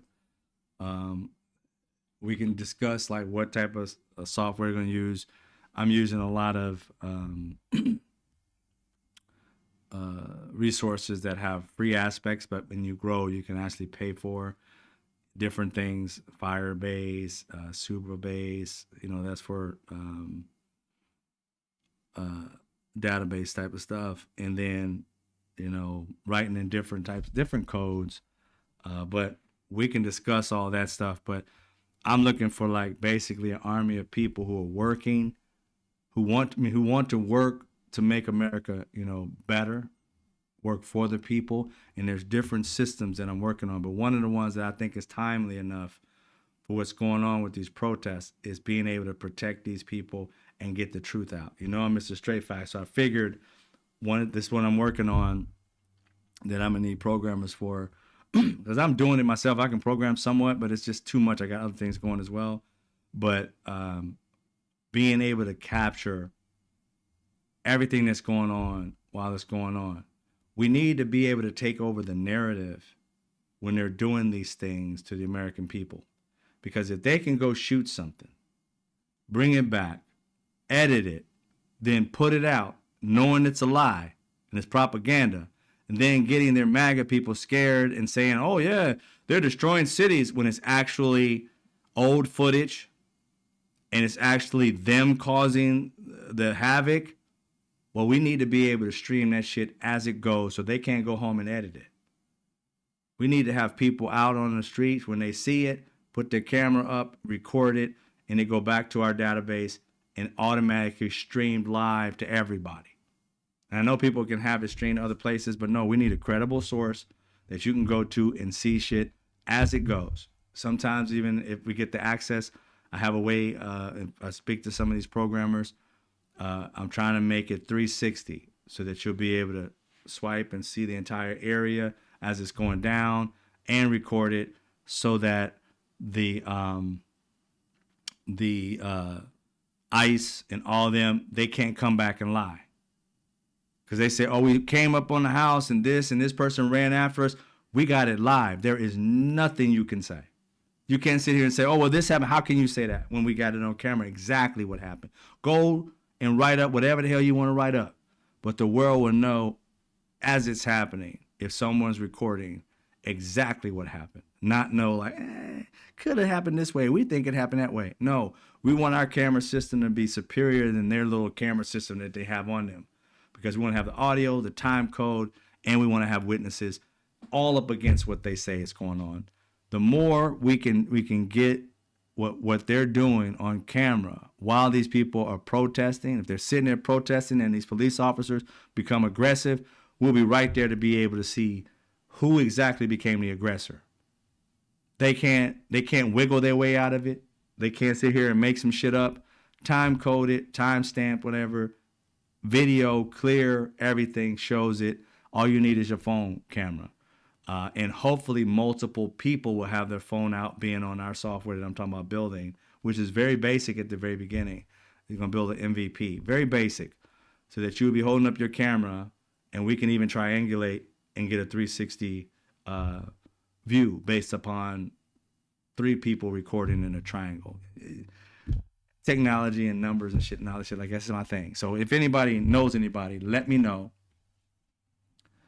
Yeah, you go live during every program. That's a beautiful thing, and I know a lot of people do, and that's the great thing about it. But what if it was put on, uploaded to not just, because here's the thing that I have not a problem with, but here's the thing that doesn't work well. I go live when I do things too, but how many people does TikTok or Instagram or YouTube show me to? They have an algorithm built for money. They're going to want to see your live stuff, but I don't want to see that.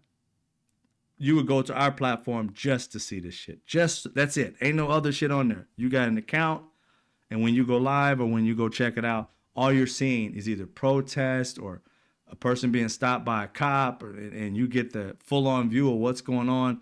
It's happening live. It's not some shit that, that nobody knows about. Everybody will know about it who goes onto this platform to look for it. It ain't like you're going through it and you're switching through and saying, oh, I see a dancer. I see somebody selling me some, some blue chew. I'm saying, you ain't got to see all that shit. It's just automatically built for protection for people. Just for the people who are out there fighting, their information needs to be out there. As soon as you go up, it's on the system. And whatever people are looking at, they can type up what's going on at the protest in Washington, D.C. Bow. And you can see multiple cameras, different people doing stuff. If 3 people are in a triangle, you can be able to switch back and forth in 360, be able to see like the whole entire area, what's going on, and be recorded. The reason why I'm doing it this way is because I think it protects us way more than just, trying to find something on TikTok or YouTube and searching. Nah, it automatically is just for democracy, for us, for the people, and that's where to go. Nowhere else. You're going to get the absolute truth, and you're going to have data to prove it, because we love receipts over here. And when what's better than a receipt than somebody had their camera up, somebody over here had their camera up, and somebody over here had their camera up, and you can see the entire 360 of what's going on.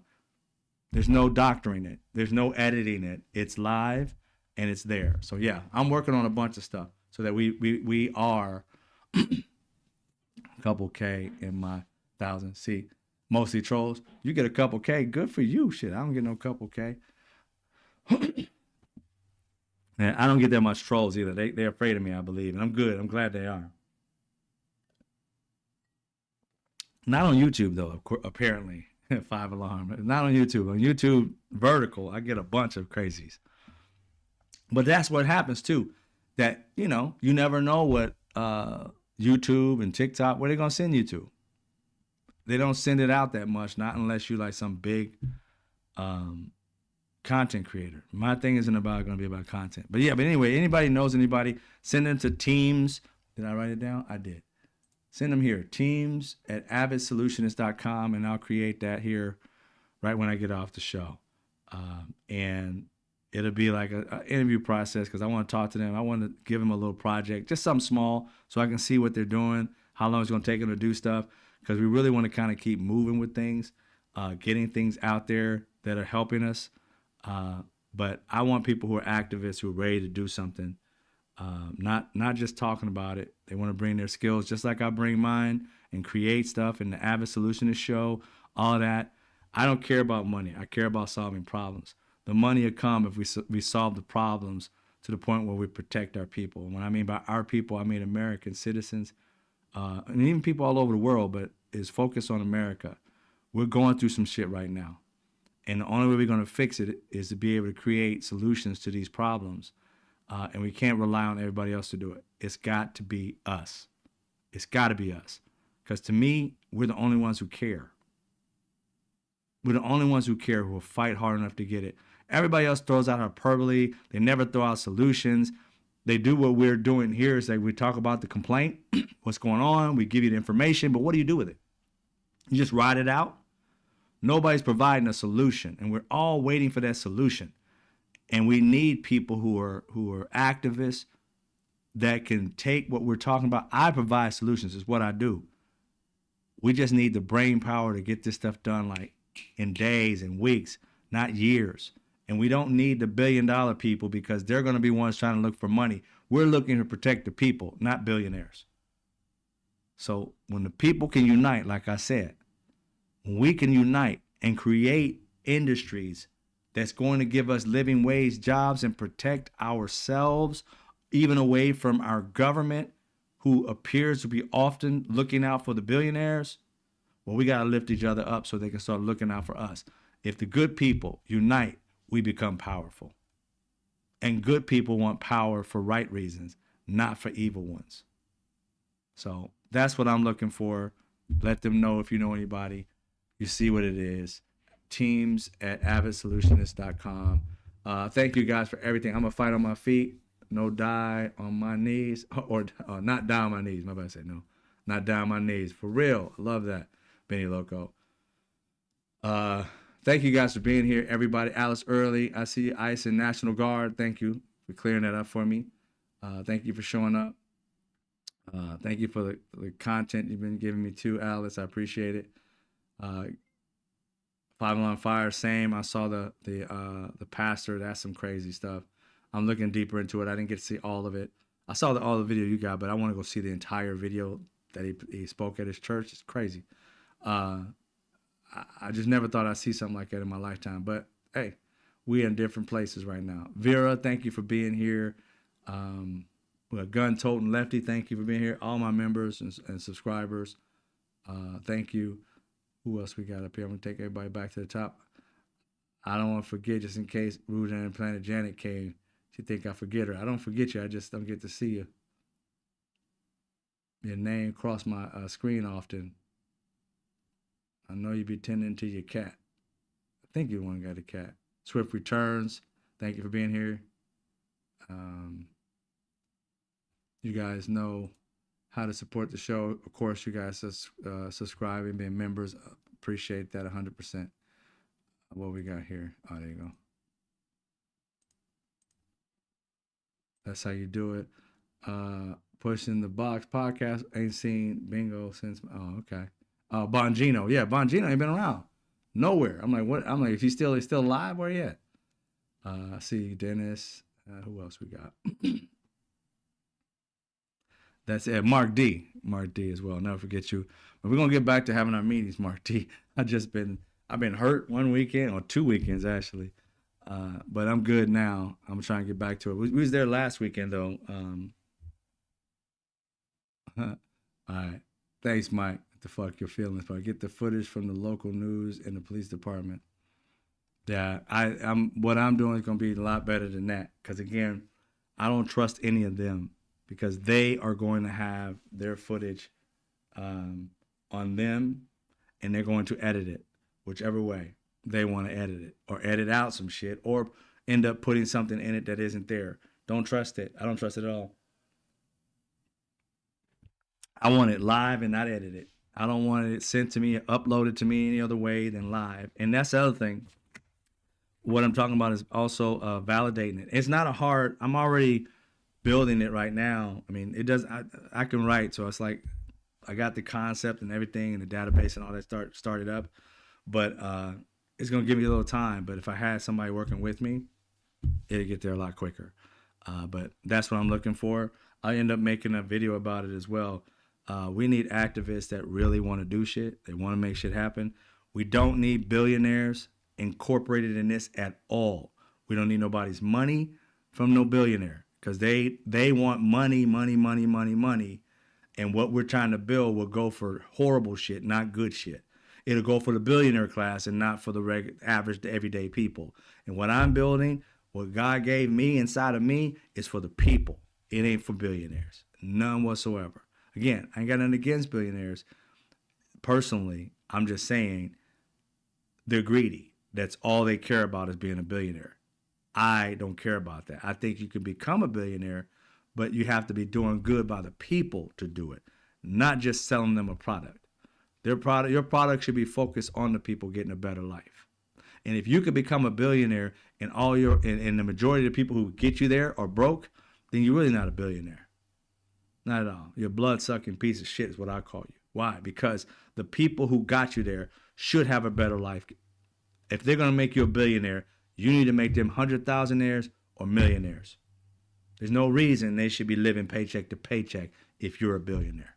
There's no reason the CEO should be making $16 million a year when the majority of your employees can barely feed their families. We got to get this shit right. And the only way we're going to get it right is if the people fight. And we're going to fight with our brains, we're going to fight with solutions, and we're going to win. But first, we got to unite. And I think we got to show that sign of solidarity by so many of us coming together, putting our minds together, our money, everything going toward the goal. And that is to bring back the American dream so that our kids can be able to afford a home and don't have to live with us for the rest of their damn lives. Or live in an apartment for the rest of their lives because they can't afford anything else. I don't mind living in an apartment all their lives if they want it. But if they want a family, a car, all that, they should be able to get it by getting a job, a living wage job. And billionaires are never going to give that to you. Only people who have like minds, like what I'm talking about, will be able to offer that to the people and let everybody have a chance at the American dream. We got to stop relying on them and thinking that someday they're going to wake up and start offering us the American dream. No, you got to create leverage. Black people are not free in this country because some white person just said, let's just give them freedom. No. Abraham Lincoln did not just say, let's just let the black people free. No. It was Frederick Douglass and abolitionists that forced his hand to do it. They created leverage when they started losing that war, when they started getting tired and weary, and they were starved and famined and all that and going through all that shit, and they thought it was going to be easy to take care of the South. They underestimated the South. The South was still going. So they had to go ask black people, enslaved people, can you fight alongside us and help us? And what did he say? Frederick Douglass and the abolitionists, what you got for us? Freedom? Oh, okay. Where? Liberia? No. Bye. Where do you want the freedom to be? Oh, in America. I don't know that. This is Abraham Lincoln. I don't know about all that. That's a stretch. Then stretch out that war then.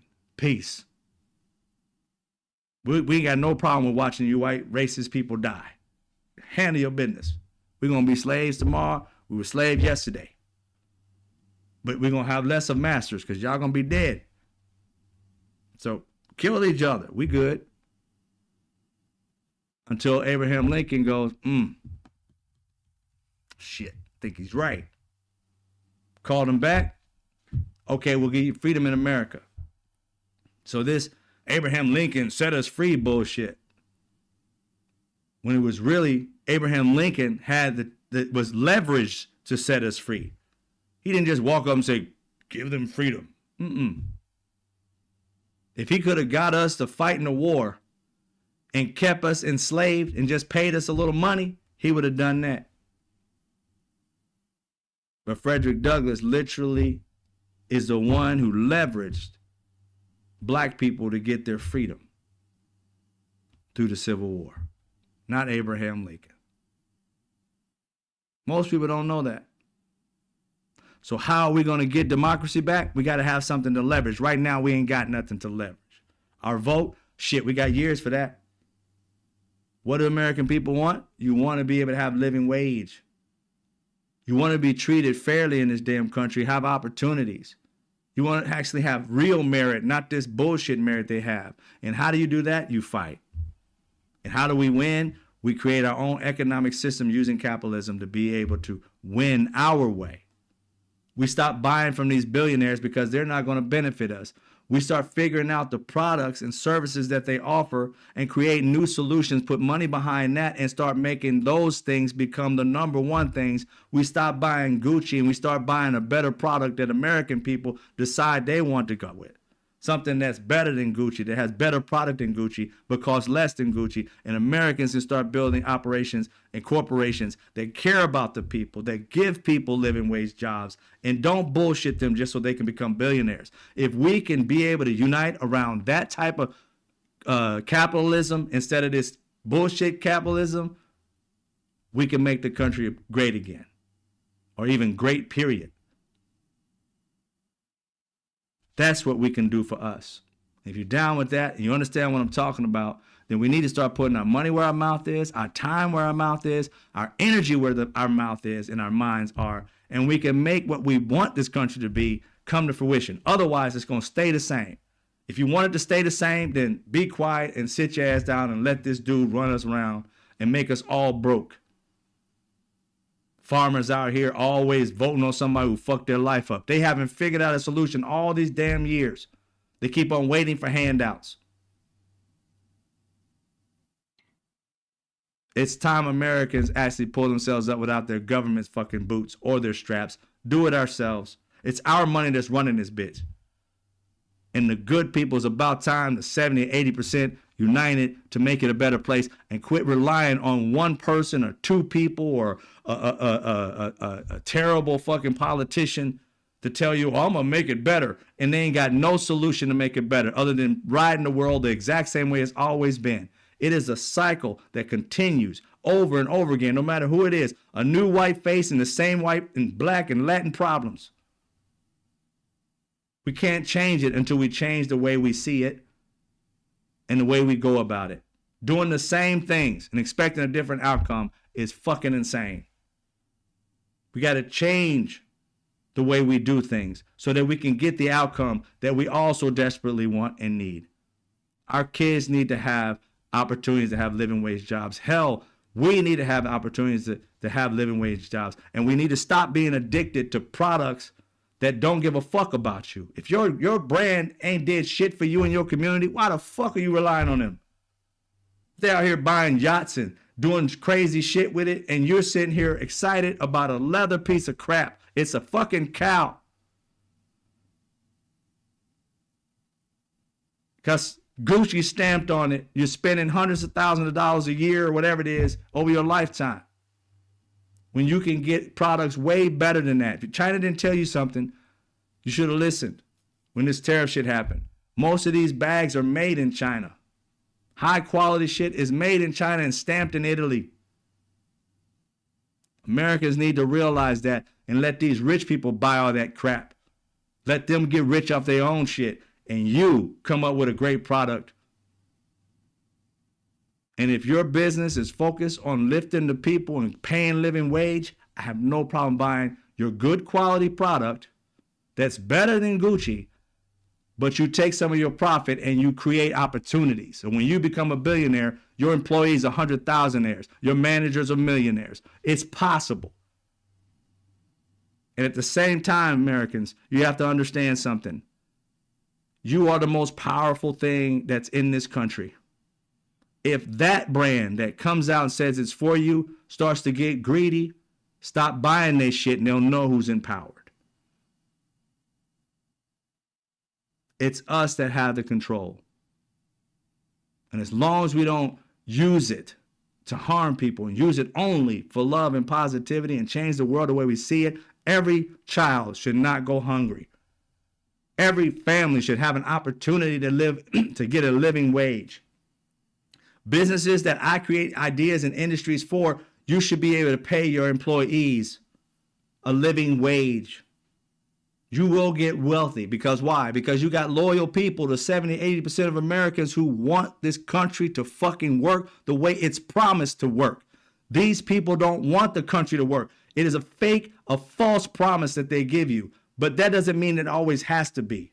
We can change it. Now either stand up for the country you love or shut the fuck up.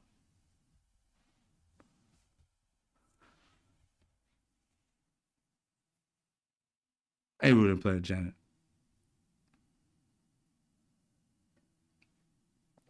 I love people getting whatever they deserve, but I also realize that the more you help people, the more you move up. I'll never forget, and this is the last thing I'm going to say about this. I'll never forget when I was younger, I was working in the industry, entertainment industry, and I was creating my whole time. I was either creating scripts or creating new technology, whatever. And I was talking to a person. I know people who are millionaires not my family, but in my family too. But I knew millionaires from people here in L.A. I'm not originally from here, and I've been in the entertainment industry for a while. And I would ask them questions all the time, like I ask anybody. And I asked this one person. I said, "How?" Because this person is like major wealthy, but very much a minimalist. Inside his mansion was nothing, y'all. This man, I mean, he had a huge mansion, and he was an older gentleman. And when I went to his house and walked in to interview him I had a magazine called Play Hard Magazine, Work Hard, Play Hard. So I had this magazine, and I went to go interview him, right? And had the little chairs and shit set up, like the director's chairs, and I'm asking him questions inside of his like office slash, I don't know what the hell it is. But that was the only room that really had furniture. He took me on a tour of this mansion, and there was literally nothing on the walls. It was just white walls and shit. I'm like, what? I knew this was multi-million-dollar home. I'm sitting there like, I know this guy's rich as hell. Why he ain't got nothing? You know what I'm saying? He got nothing. I'm like, what the hell is in this house? I'm like, but he had models because he had like this magazine. It's kind of like Playboy. Yeah, Playboy magazine, but it's something else. He's like, it just had to be more, it's more of a classier Playboy. It's not too raunchy or whatever. And so I'm walking around looking at it, and outside of his house is this long pool, rectangle pool, really clean outside. Nothing's on the grounds really, just really clean perfectly. There were 6 lawn chairs outside. 6 lawn chairs. There were 6 models in bikinis outside on the lawn chairs. I'm sitting there like, who are they? Said they work for me. And I said, okay. But why they in bikinis though? They said, just have bikinis, man, no big deal. They work with me. You see, they're all on different laptops and stuff like that. And they were. So they were working for him. That's what he liked to see. That's what he did, whatever. It was weird, but it is what it is. I'll get to a point here in a second. But anyway, so he continues down this path, showing me his house, his bedroom. Bed was really close to the ground. Wasn't shit on the side of his bed. There was nothing. The lights were embedded in the wall. These things on the side of him. I said, man, do you buy anything? I don't even see so much as underwear in here, man. What is it? What is this all about? He said, I'm a minimalist. He said, dude, I gamble a lot. I never really home. I'm in Vegas. I'm all over the place. This is in California. I'm all over the place. And they used to having all this shit. He said, what I'm having it for? I'm buying all this extravagant shit. I could be gambling with that money. I don't need it. So he's very minimal. But the question I asked him, I said, man, how do you get rich? I mean, just in general. And then we can go specific if you don't want to get specific. Let's just say in general, how do you get rich? He said, the easiest way to get rich, he said, you make somebody richer. And I said, say what? He said, yeah, you make somebody richer. That's the easiest way you get rich. I got rich by making somebody else richer. I got on somebody's coattails that was rising, and I did everything I could for him. I worked for him for free at first. Then I started working for him other places. Then I started working on other things. He kept pushing me up. He became wealthy because of the hard work that me and others behind him was pushing him up. He became wealthy, and he shared the wealth. As he said, it's just like a sale, like when you're driving in a car, if you're behind a semi. You get close enough, you can let out the gas. The semi take you with it. That's like it happens in real life. He said, I was next to a guy who was taking off. And if you ride that, he'll take you with him. She'll take you with him. I said, And so when I think about this stuff, I say, you know what? We have to realize that in order for America to get democracy back, we got to stop worrying about who is making what. The whole thing is about how are we getting to our destination? Are we getting closer? And if not, we got to navigate another way.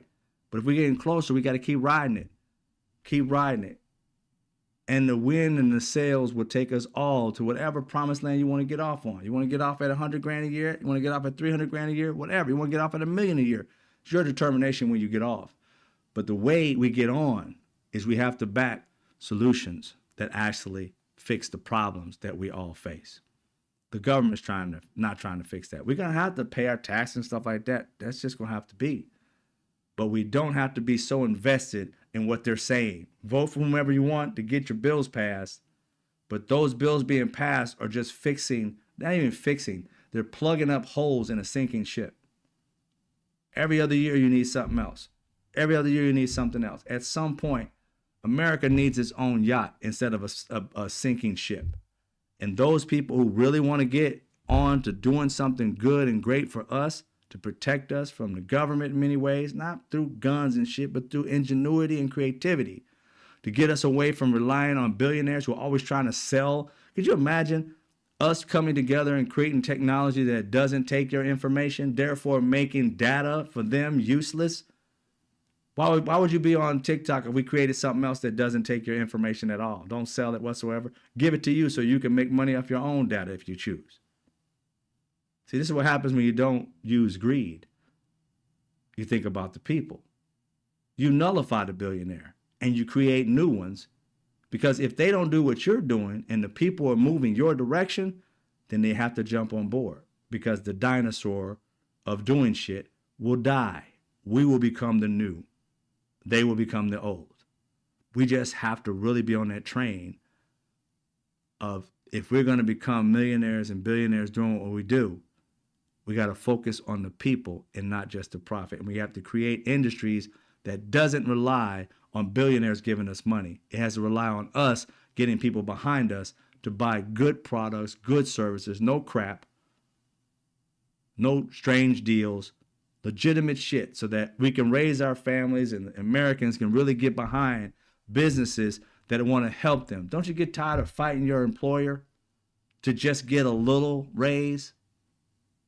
Then Americans need to start creating jobs where we don't have to rely on those types of people. They've learned these old ways of capitalism. We can learn new ways of capitalism. Capitalism that cares, not one that wants to cut you, one that just wants you to bleed. We want one that's going to lift you, to heal you, turn you into a better person. Make the American dream actually a reality, instead of chasing some shit that every time you get close to it, they change the rules and you got to jump a little higher. We got to exclude that old way and add a new way. Capitalism works if you care about people and make money doing so. Because if you make money, they make money. Lifting each other up. They don't lift you. Their sale just takes them up here and leaves you behind. It ain't no more time for that shit. Americans, unite, we fight, we win. Divided, we lose. It's simple. All right, enough of my preaching. Much love to y'all. Much love to y'all. You guys have a great evening. I'm going to go ahead and start working some more on these projects and Avid Solutionists. I'm still building that. Hopefully I have it by the beginning of the year.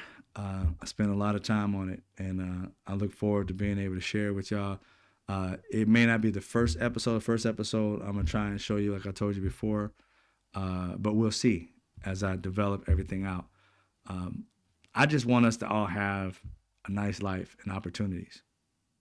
And I believe the good ones who want that too, because there's some hateful people out there that don't want that for you. They just want me, me, me. I'm a we person. I'm not a me person. I know I'm on this earth for we, not me.